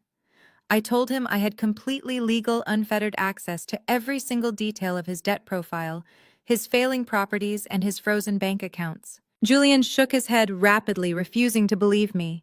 He stammered out a weak demand, asking how a freelance web designer could possibly have legal access to the heavily guarded financial records of a commercial hedge fund. I smiled, a small, tight expression, completely devoid of warmth. I decided to give him a brief, heavily simplified lesson in high-level corporate finance. I explained that when a portfolio manager acts as recklessly as he did and defaults on millions of dollars of commercial loans, the primary lending institution eventually runs out of patience. They do not want to carry that massive toxic debt on their own balance sheets. Instead, they package those distressed assets together and sell them off at a steep discount to private holding companies who specialize in aggressive asset liquidation. I watched the wheels slowly begin to turn in his panicked mind. I told him that his primary lender, the same massive bank he had been dodging phone calls from all week, had finally reached their breaking point. On Monday morning, they had officially auctioned off the entire catastrophic mess of his defaulted loans to an independent private equity firm. Julian swallowed hard, a visible lump bobbing in his throat. He whispered the name of the private equity firm that had been hunting him all week. He muttered the words, Obsidian Asset Management, under his breath, his voice trembling with absolute terror. He knew the name perfectly well, because Obsidian was the entity that had aggressively frozen his primary operating accounts at exactly noon on Wednesday. Obsidian was the invisible monster that was actively tearing down his fake empire and preparing to liquidate his life. I nodded slowly, confirming his worst fear. I told him his memory was absolutely correct and commended him for finally reading his legal mail. I then calmly stated the final undeniable truth that would shatter his reality forever. I informed Julian that Obsidian Asset Management was not a massive faceless Wall Street conglomerate. I explained that Obsidian was a highly specialized private holding company created exclusively for the purpose of acquiring distressed commercial debt in the greater Atlanta area. I paused, letting the heavy silence wrap around the room before delivering the final blow. I told him that I was the founder, the chief executive officer, and the sole proprietor of Obsidian Asset Management. The reaction was absolute, profound silence. The revelation was so massive, so incredibly unexpected, that it completely short-circuited their collective ability to react. Julian stared at me, his jaw slightly unhinged, looking at me, as if I had just transformed into a mythical creature right in front of his eyes. My mother, Brenda, gasped, a sharp intake of air that sounded incredibly loud in the quiet room. Her diamond earrings caught the light as her head snapped toward me, her mouth opening and closing like a fish out of water. Even Vanessa lowered her hands from her tear-streaked face, staring at me with a look of pure, unadulterated shock. They were trying to reconcile the image of the quiet, submissive family scapegoat with the ruthless corporate entity that had just single-handedly dismantled their golden boy. I did not let the silence stretch for too long. I wanted to make sure Julian understood the exact nature of the trap he had walked into. I clarified my position for him, using the very corporate buzzwords he had tried to intimidate me with earlier. I told him I was not just a knowledgeable bystander who had stumbled upon his dirty secrets. I told him that by purchasing the distressed assets from his primary lender, I had assumed total legal control over every single one of his financial obligations. I owned the massive loan on his failing suburban strip malls. I owned the high-interest lease on his custom Porsche sitting in the driveway. I owned the exorbitant lines of credit he was using to fund his fake luxury ski trips to Aspen. I told him that I was legally, undeniably, and irrevocably his primary creditor. I watched the last spark of hope completely extinguish in his eyes. Julian slumped so far down in his antique dining chair it looked like his spine had dissolved entirely. The luxurious tailored suit he wore now looked like a borrowed costume that was 3 sizes too big. The arrogant, condescending man who had tried to write me a fake $10,000 check to steal my grandmother's house was now sitting across from the woman who literally owned his entire future. He realized with absolute horrifying clarity that the very person he had spent the evening mocking and belittling was the only person on the planet holding the power to destroy him or save him. I explained that when I ordered his accounts frozen on Wednesday, I knew he would become desperate. I knew a man with his level of blinding arrogance would try to leverage the only unencumbered asset he could think of, which was the house our grandmother left me. I let him walk into this dinner, let him perform his pathetic charade, let him show my parents exactly who he was, because I wanted them to witness his true cowardly character before I took everything away. He had brought a quitclaim deed to Thanksgiving dinner, hoping to bully a helpless freelancer into surrendering her only sanctuary. Instead, he had walked directly into the waiting jaws of the apex predator who had already bought his entire world. I sat comfortably in my chair, the unquestioned architect of his destruction, waiting to see what my family would do now that they were entirely at my mercy. The absolute silence in the dining room lasted for exactly 15 seconds before the sheer psychological weight of my statement fractured my parents' reality. The cognitive dissonance hit them with the force of a physical blow. For 35 years, they had carefully constructed and maintained a rigid family hierarchy. In their world, Vanessa was the brilliant shining star, and I was the pathetic struggling failure. Their entire identities as successful parents were built upon this unshakable foundation. The idea that their designated disappointment had secretly built a corporate entity capable of swallowing Julian's entire financial existence was simply impossible for them to process. Their brains aggressively rejected the information. Instead of accepting the undeniable truth sitting in the black folder right in front of them, they immediately pivoted to the only narrative that allowed their fragile worldview to survive. They decided I was lying. My mother Brenda was the first to vocalize the denial. She let out a sharp, dismissive scoff and waved her hand aggressively in my direction as if she could physically bat away the words I had just spoken. She told me to stop this ridiculous, embarrassing performance right now. Her voice was trembling, but she forced it into a tone of maternal scolding.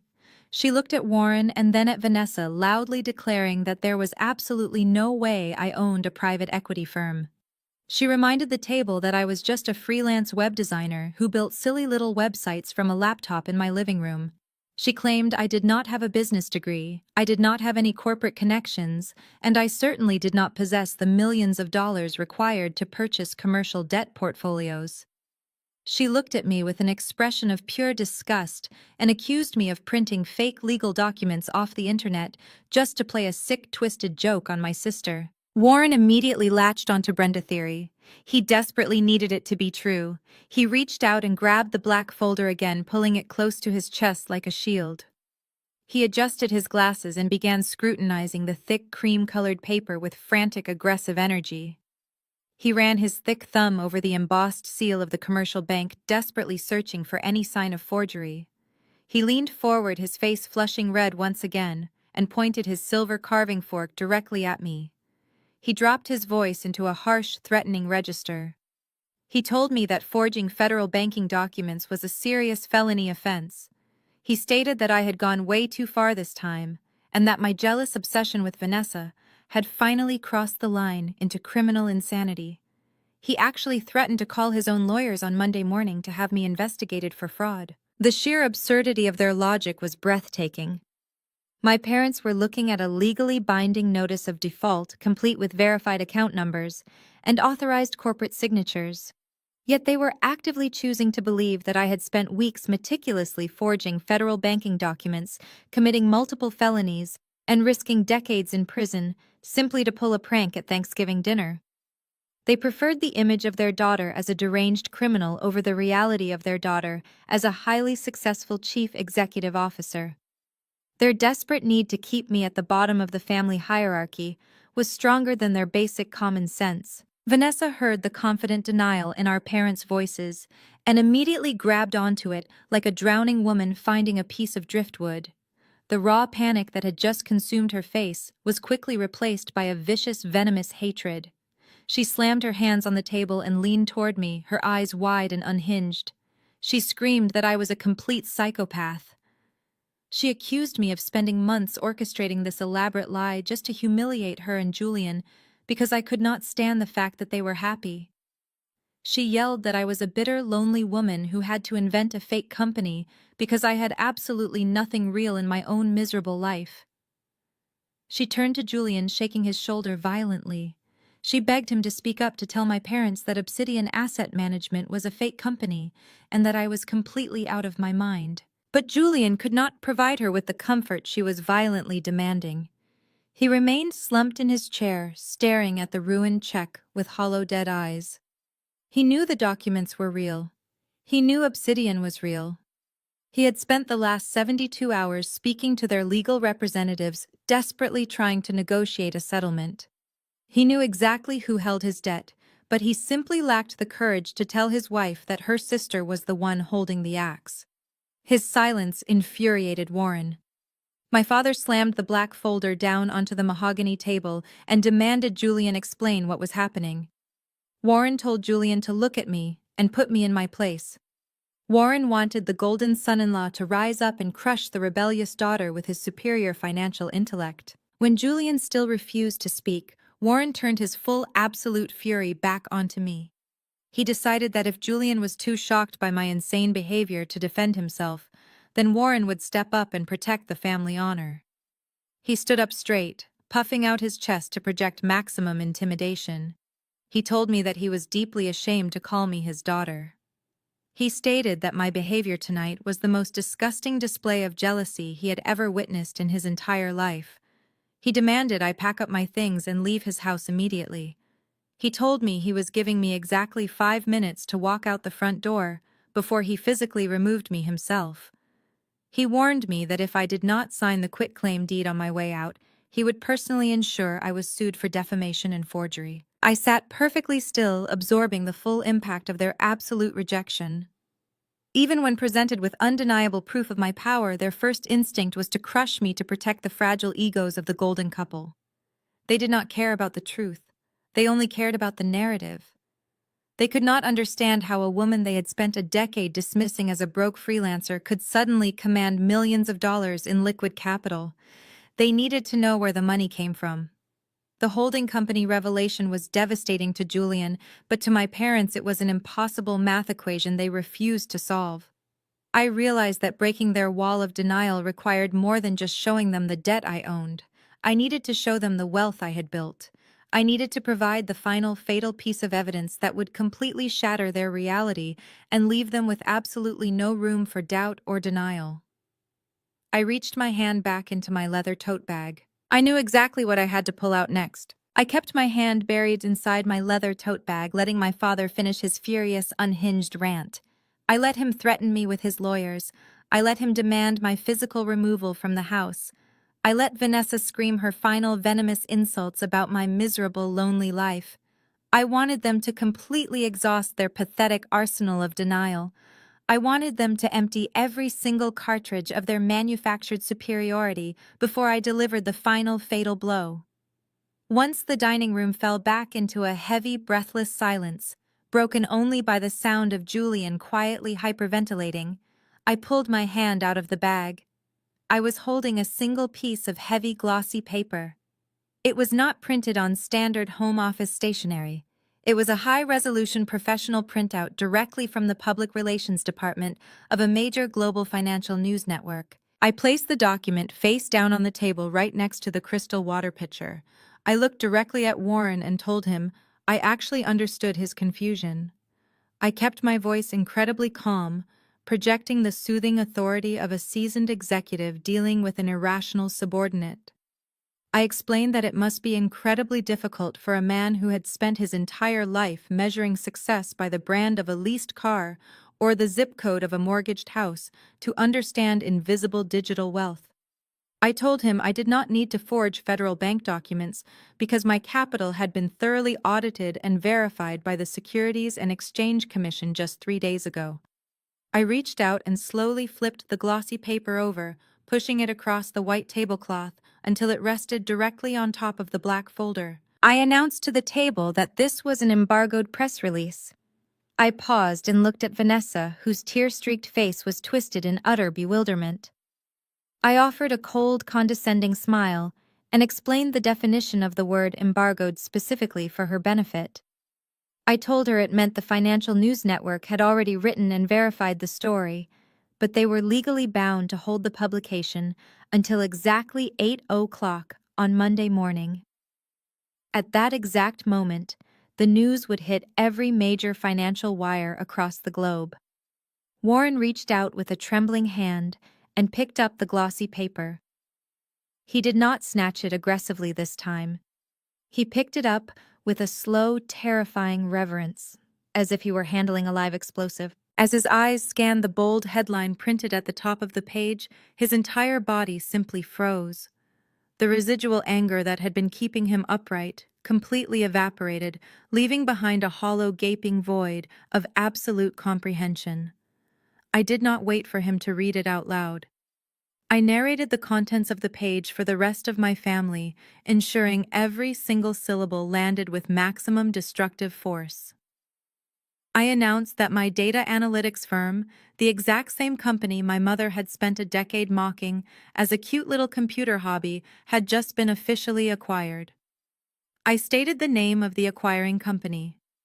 It was a multinational tech giant, a household name whose devices and software were currently sitting in the pockets and on the wrists of everyone sitting at that Thanksgiving table. Then I dropped the final undeniable number, $57 million.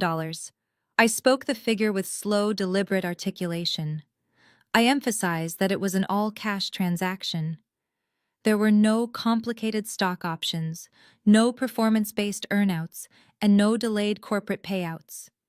It was $57 million of pure liquid capital transferring directly into my private accounts.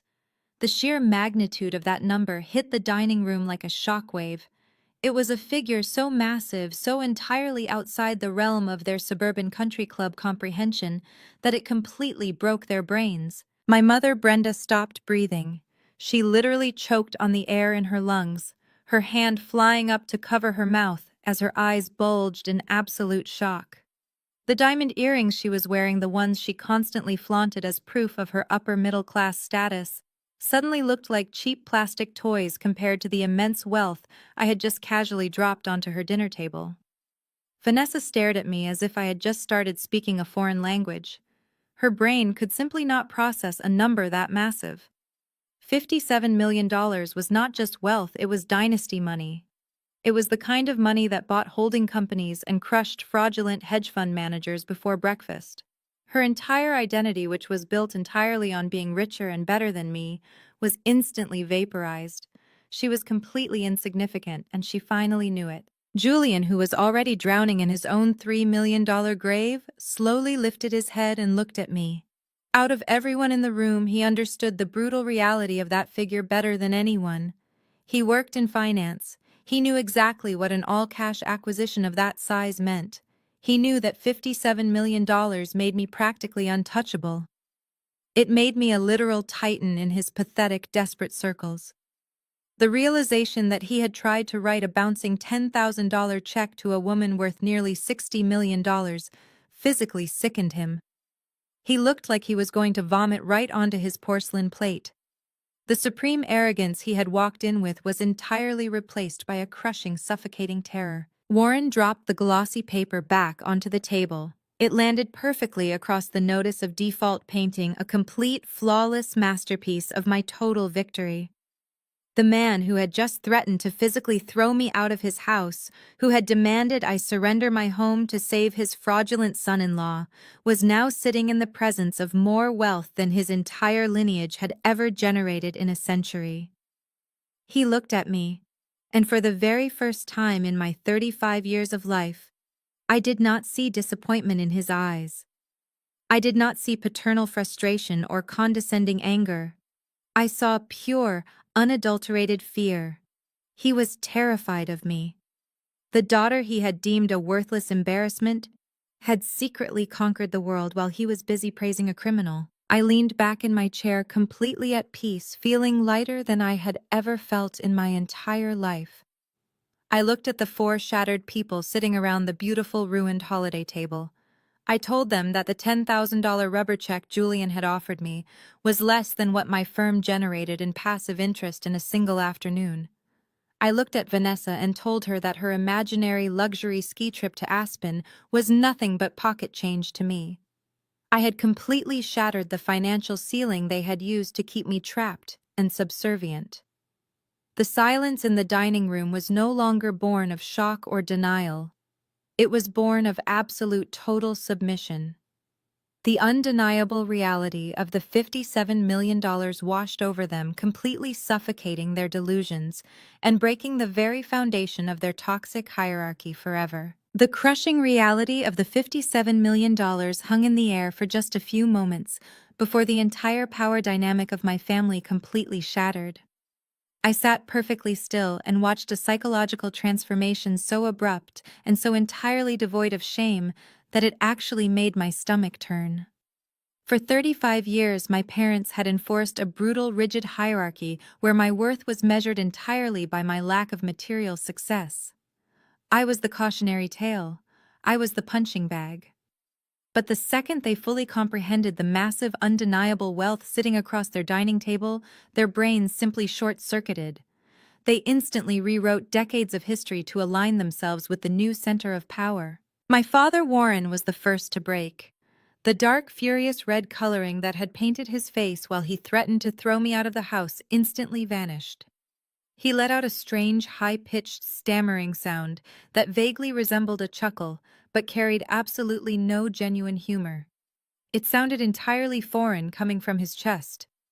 He reached up and nervously adjusted his expensive silk tie, suddenly looking incredibly small inside his tailored suit.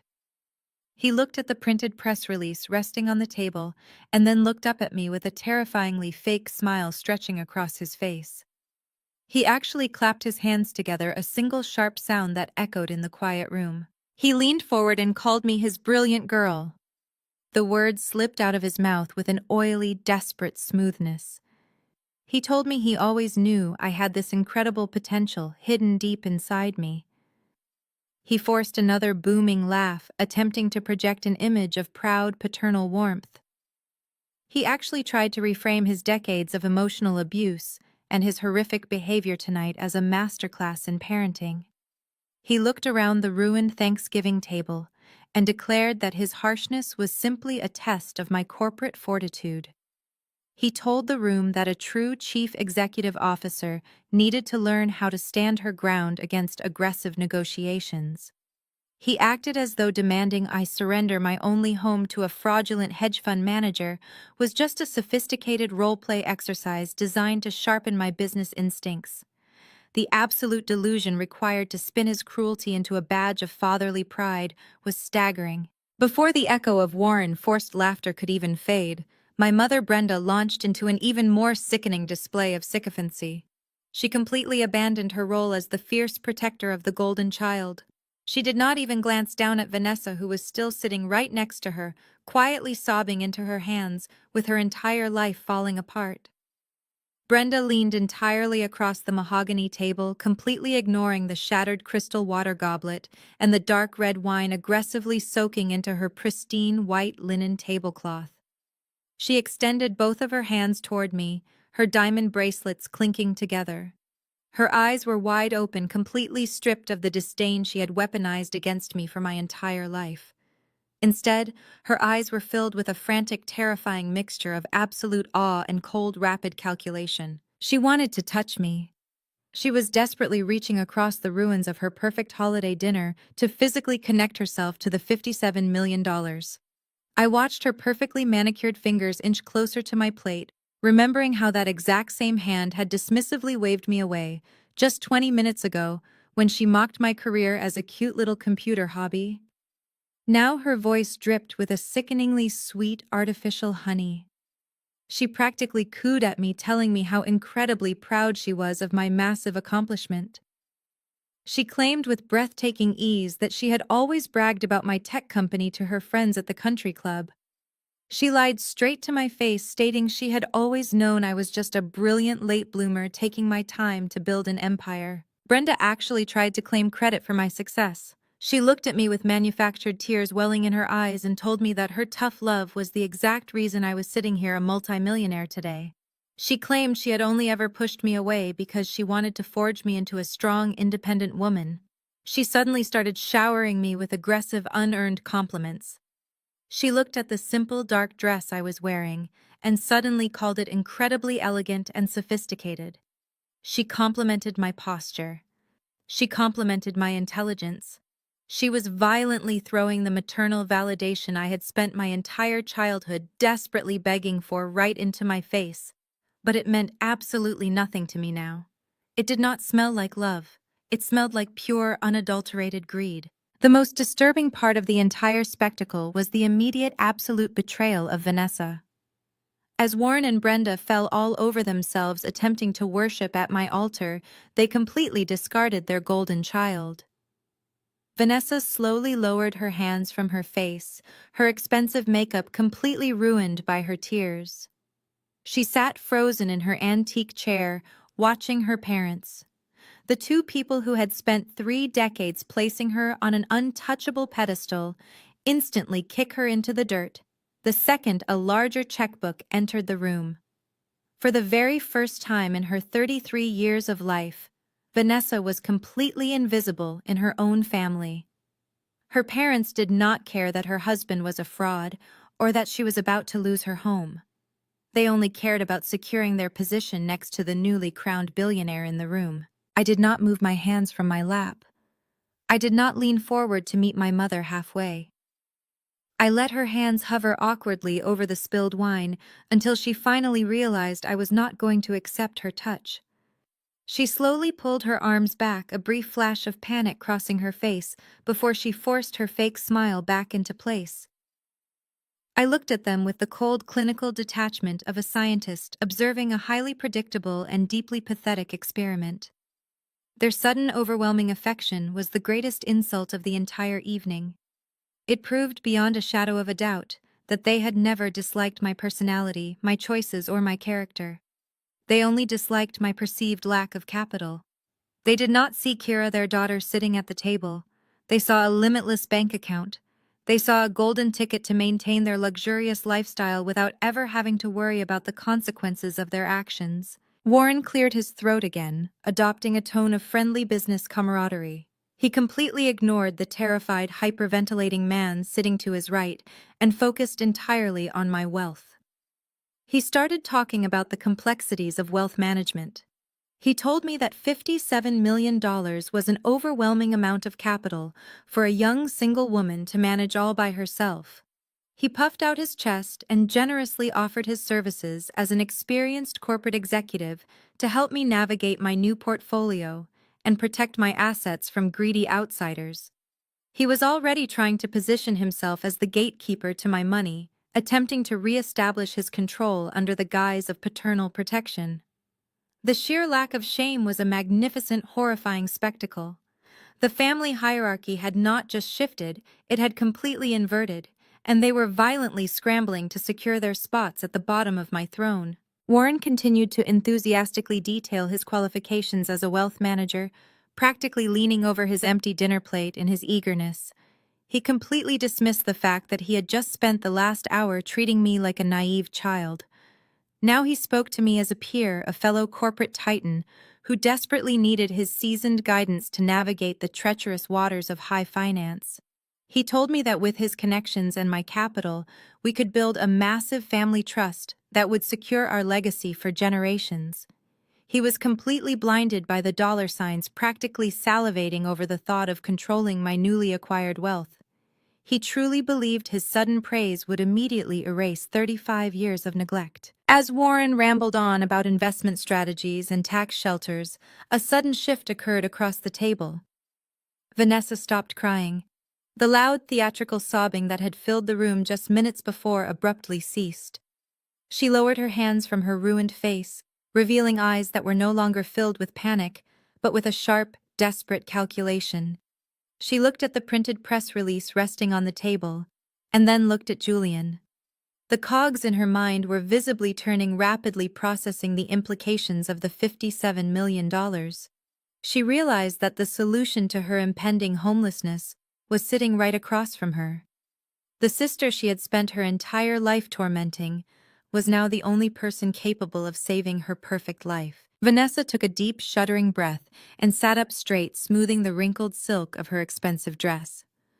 She wiped the smeared mascara from her cheeks with the back of her hand and forced her face into an expression of earnest vulnerability. She looked at me with wide, pleading eyes, completely abandoning the venomous hatred she had hurled at me just moments ago. She reached across the table, mimicking our mother gesture, and tried to place her hand over mine. She told me she was so incredibly sorry for the things she had said.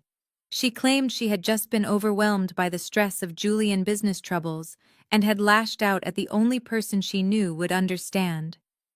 The absolute audacity of her apology was breathtaking. She was attempting to reframe her lifelong cruelty as a momentary lapse in judgment brought on by stress. She did not wait for me to accept her apology before moving on to her true objective.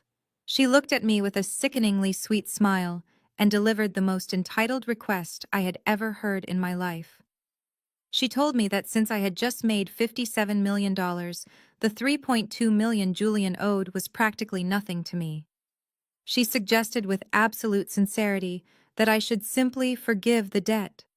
She framed it not as a massive financial sacrifice on my part, but as a simple act of family unity. She told me that I had more than enough money to live comfortably for the rest of my life, and that it would be incredibly selfish of me to let her lose her home and her cars when I had the power to stop it with a single stroke of a pen. My mother Brenda immediately chimed in, her voice vibrating with eager agreement. She completely supported Vanessa, logic acting as though demanding a $3 million gift was a perfectly reasonable request to make of a daughter she had just tried to throw out of the house. Brenda told me that family always protects family.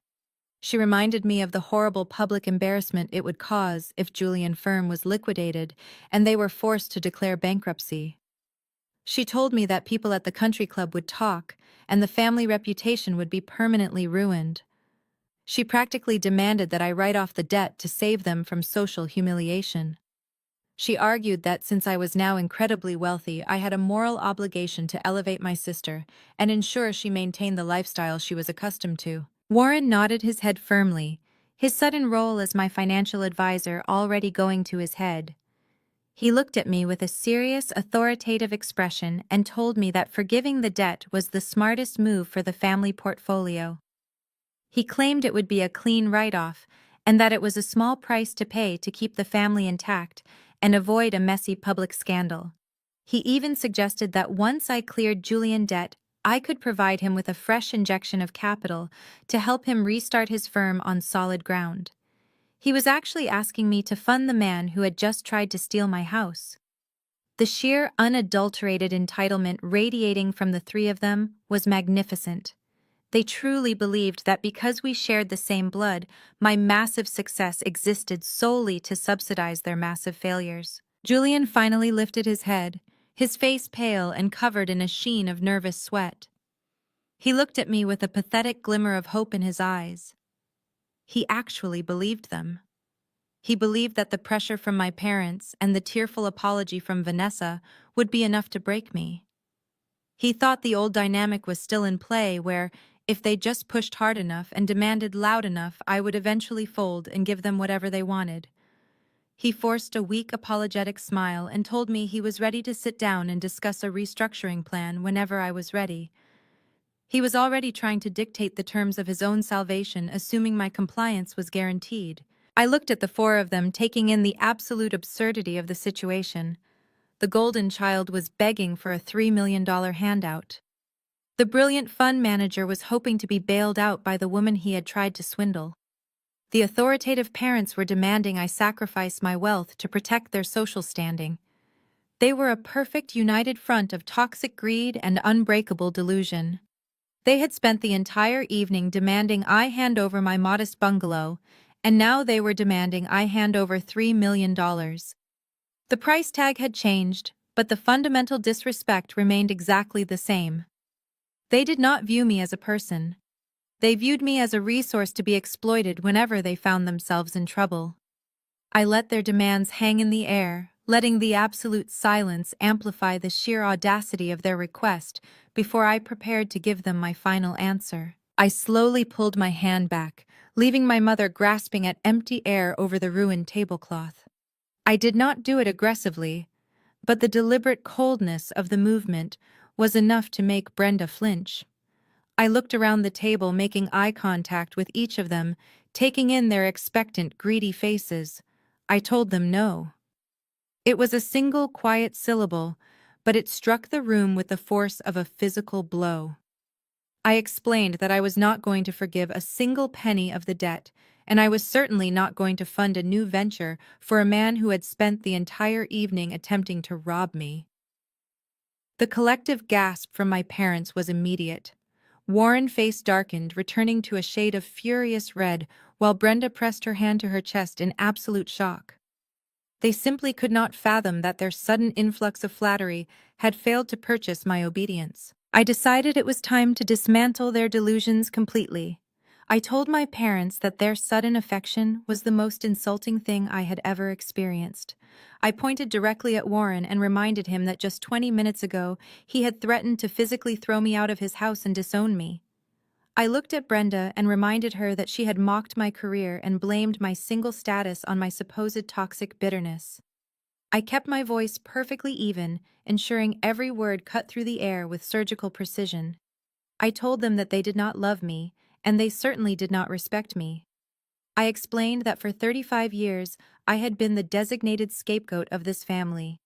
I reminded them of the high school graduation they skipped because Vanessa had a minor cheerleading competition. I brought up the countless holidays where I was seated near the kitchen and spoken to only when they needed someone to run errands or serve drinks. I told them that I had spent my entire life starving for their basic approval, working myself to the bone, hoping that one day they would look at me with the same pride they reserved exclusively for Vanessa. But watching them completely discard their golden child the second they realized I had $57 million cured me of that desire forever. I explained that their loyalty was not tied to blood or family values, but entirely dictated by whoever held the largest bank account. I stated clearly that my wealth was not a family asset. It was not a portfolio for Warren to manage, and it was not a social tool for Brenda to brag about at her country club. The money belonged entirely to me, built on the years of isolation and relentless work they had so casually dismissed as a cute little computer hobby. Warren opened his mouth to argue to try and reassert his patriarchal dominance, but I held up a single finger, silencing him instantly. I turned my full attention back to Julian, who was trembling so violently, His antique chair was actually vibrating against the hardwood floor. I looked him dead in the eye, stripping away the final shreds of his false hope. I told him that I did not buy his debt to save him. I bought his debt because I knew exactly how reckless and incompetent he was, and I wanted to be the one holding the gavel when his fraudulent empire finally collapsed. I informed him that there would be no restructuring plan, no bridge loans, and absolutely no family discount. I delivered my final verdict with absolute clinical detachment. I told Julian that I would be instructing my legal team to initiate the aggressive asset seizure process at exactly 9 o'clock on Monday morning. I promised him that my firm would liquidate every failing property, freeze every hidden account, and repossess every leased luxury vehicle he had used to maintain his pathetic facade. Julian let out a hollow, ragged sob, completely burying his face in his hands. He was a broken man, mourning the death of his own ego. The reality of Monday morning was inescapable. Upon hearing the finality of my decision, Vanessa completely lost whatever fragile grip she had left on her sanity. She leaped out of her chair, her silk dress knocking over her crystal wine glass. She ignored her weeping husband entirely and directed all of her frantic terror toward me. She started screaming that I was a monster. She sobbed hysterically, claiming that without the money to pay off the bank, she and Julian would be thrown out onto the street. She wailed about losing her gated community, her country club status, and her entire social circle.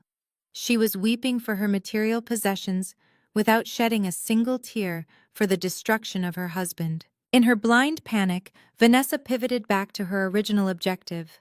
She pointed a trembling manicured finger at the manila envelope still sitting completely untouched on my dinner plate. She begged me through heavy, gasping sobs to at least sign the quitclaim deed. She reasoned that if I was too incredibly selfish to pay off their $3 million debt, I could at least give them our grandmother house so they could sell it and secure a cheap apartment. She tried to weaponize guilt, claiming that Grandma Josephine would be disgusted to see me hoarding wealth, while my own sister faced homelessness. She demanded that I hand over the deed immediately, framing it as my absolute last chance to prove I actually cared about the family. I looked at the manila envelope and then looked up at my sister sobbing pathetic tears over a piece of paper that was entirely useless. I let a genuine smile touch my lips for the first time all evening. I decided to reveal my final secret, the one detail that would completely destroy her lifelong narrative of superiority. I told Vanessa that her fake tears were a waste of energy because she was begging for a prize that did not even exist. I calmly informed her that even if I wanted to sign the quitclaim deed right now, the transfer of property would be completely rejected by the city courts. Vanessa stopped screaming, her chest heaving, as she stared at me in total confusion. I explained that Grandma Josephine was far more observant than anyone in this family ever realized. She saw right through the expensive country club facade my parents maintained. She knew exactly how greedy and entitled Vanessa was, and she knew Julian was nothing but a hollow man in a flashy suit. 3 years before she passed away, Grandma Josephine secretly met with a team of estate lawyers. She did not just leave the house to me in a standard will, which she knew my parents would aggressively contest. Instead, she placed the physical deed into an ironclad, irrevocable, living trust. I watched the color completely drain from Vanessa's face as I explained the legal reality of that trust. I told her that I was named the sole trustee and the exclusive beneficiary. The legal parameters of the trust explicitly forbade the property from being used as collateral for any commercial loans and completely shielded it from being transferred to any other family member under any circumstances. I explained that the trust was designed specifically to protect my inheritance from her exact brand of parasitic greed. I looked at the manila envelope Julian had so confidently presented and called it nothing more than a piece of expensive garbage. I told Vanessa that she never had a legal claim to the house in the first place, and her entire plan to steal my sanctuary was dead years before she even brought it to the Thanksgiving table. The realization that she had been completely outmaneuvered not just by me, but by the grandmother she had always ignored was the final crushing blow. Vanessa's knees simply gave out. She collapsed back into her chair, staring blankly at the ruined Thanksgiving feast, completely paralyzed by the totality of her defeat. My parents sat in stunned silence, unable to process the brilliant legal foresight of a woman they had always considered simple and old-fashioned. They had walked into the dining room believing they held all the power, ready to strip me of everything I loved. Now they were sitting in the wreckage of their own arrogance, completely at my mercy, and acutely aware that I had absolutely none left to give. The silence in the room was heavy and suffocating, but for the very first time in my life it did not belong to me. I placed my hands flat on the mahogany table and slowly pushed my heavy antique chair back. The wooden legs scraped against the polished hardwood floor, cutting sharply through the quiet, pathetic sobbing of my sister and the panicked, ragged breathing of my brother-in-law. I stood up perfectly straight, taking my time. I smoothed the wrinkles from my dark dress, running my hands down the expensive fabric with deliberate care. I looked down at the 4 people sitting around the ruined Thanksgiving feast. They looked incredibly small. The terrifying giants of my childhood, the harsh, uncompromising critics who had dictated my self-worth for 35 years, were completely gone. In their place sat 4 broken strangers drowning in a massive, catastrophic mess of their own creation. My mother. Brenda looked up at me as I adjusted my structured leather tote bag on my shoulder. She reached her manicured hand out one final time, her diamond bracelets clinking together as her fingers trembled in the empty air. She whispered my name, her voice cracking with a pathetic, desperate hope. She pleaded with me to sit back down to talk about this situation as a family and to find a reasonable solution together. Warren chimed in right after her, his booming executive voice reduced to a frantic, raspy whisper. He told me I could not just walk away and leave them in this state. He reminded me that it was a holiday, that we were supposed to be united, and that family must always stick together during hard times. The sheer hypocrisy of his words was absolutely astounding. Just an hour ago, he had commanded me to pack my bags, sign away my inheritance, and vacate his property. Now he was begging me to stay, utterly terrified of what would happen the exact moment I walked out that front door. I felt absolutely no anger. The burning resentment that had fueled my long, sleepless nights of building my company, the bitter, agonizing sting of their constant rejection, it was all completely gone. I looked at their tear-stained, panicked faces and felt a profound, absolute detachment. It felt exactly like watching a tragic play from the highest balcony seats in a theater. I was no longer an actor on their miserable stage. I did not owe them an explanation. I did not owe them an apology. And I certainly did not owe them my financial salvation. I looked at Julian, who was staring blankly at the dark red wine aggressively soaking into the pristine white tablecloth. His entire fraudulent corporate empire was collapsing all around him, and he knew there was absolutely nothing he could do to stop the impending ruin. I looked at Vanessa, whose eyes were wide and vacant, her mind completely broken by the terrifying realization that the grandmother she always ignored had outsmarted her entirely from the grave. I opened my leather tote bag and reached inside the small zippered side pocket. I bypassed my phone and my keys, pulling out my slim leather wallet. I unzipped the main compartment and extracted a single crisp $100 bill. I held it gently between my index and middle fingers, letting the bright green paper catch the warm light from the crystal chandelier overhead. I looked directly at my mother, locking eyes with her one last time. I told her that the Thanksgiving dinner she prepared was beautiful, and I thanked her politely for her hospitality. My voice was perfectly even, entirely devoid of the emotional hysteria she was always so accustomed to dealing with. I extended my hand over the center of the dining table. I positioned my fingers directly above the disastrous pile of legal paperwork. Directly below my hand sat the worthless rubber $10,000 check from Julian, the terrifying formal notice of default from the commercial bank, and the glossy press release announcing my $57 million corporate acquisition. It was a flawless visual representation of the entire evening. I let go of the $100 bill. It fluttered down softly, landing right on top of the spilled sweet cranberry sauce and the shattered shards of the crystal water goblet. I told Brenda that I was leaving the money to cover the dry cleaning bill for the linen tablecloth. I noted that I had spilled a few drops of water from my glass earlier, and I wanted to make absolutely sure I did not leave a mess behind for her to clean up. The absolute coldness of the gesture, the supreme finality of tossing a $100 bill onto a table where millions had just been fiercely debated, was the ultimate symbol of my complete independence. They cared so deeply about money and social appearances, so I gave them exactly what they valued most. I closed my purse securely and turned my back on the dining table, leaving them completely alone with the brutal reality of their choices. I walked out of the formal dining room and stepped into the long main hallway of the house I grew up in. The heavy, oppressive atmosphere of the dining area immediately began to fade away, replaced by the familiar, comforting scent of lemon furniture polish and vanilla candles. I walked slowly, my heels clicking with a steady, rhythmic cadence against the polished hardwood floor. As I passed the grand living room, I looked at the tall walls lined with expensive framed family photographs. For years, walking down this specific hallway had been a deeply painful reminder of my intense isolation. I saw picture after picture of Vanessa, smiling brightly, holding golden trophies, wearing expensive prom dresses, and posing with our parents on lavish tropical vacations.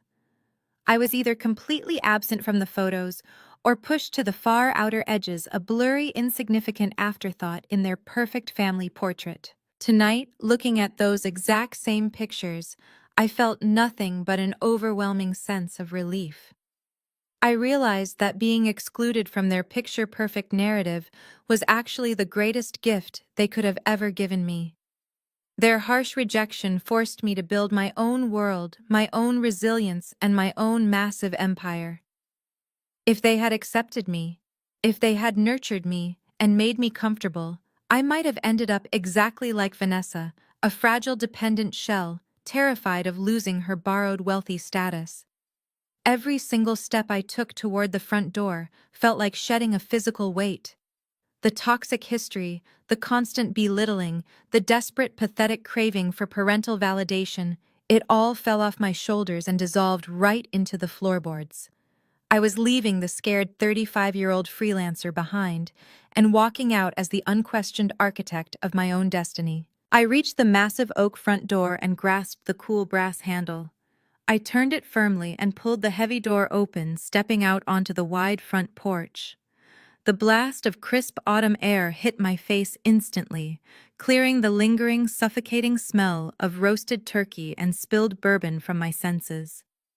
The night was beautifully clear, the dark sky dotted with bright, cold stars.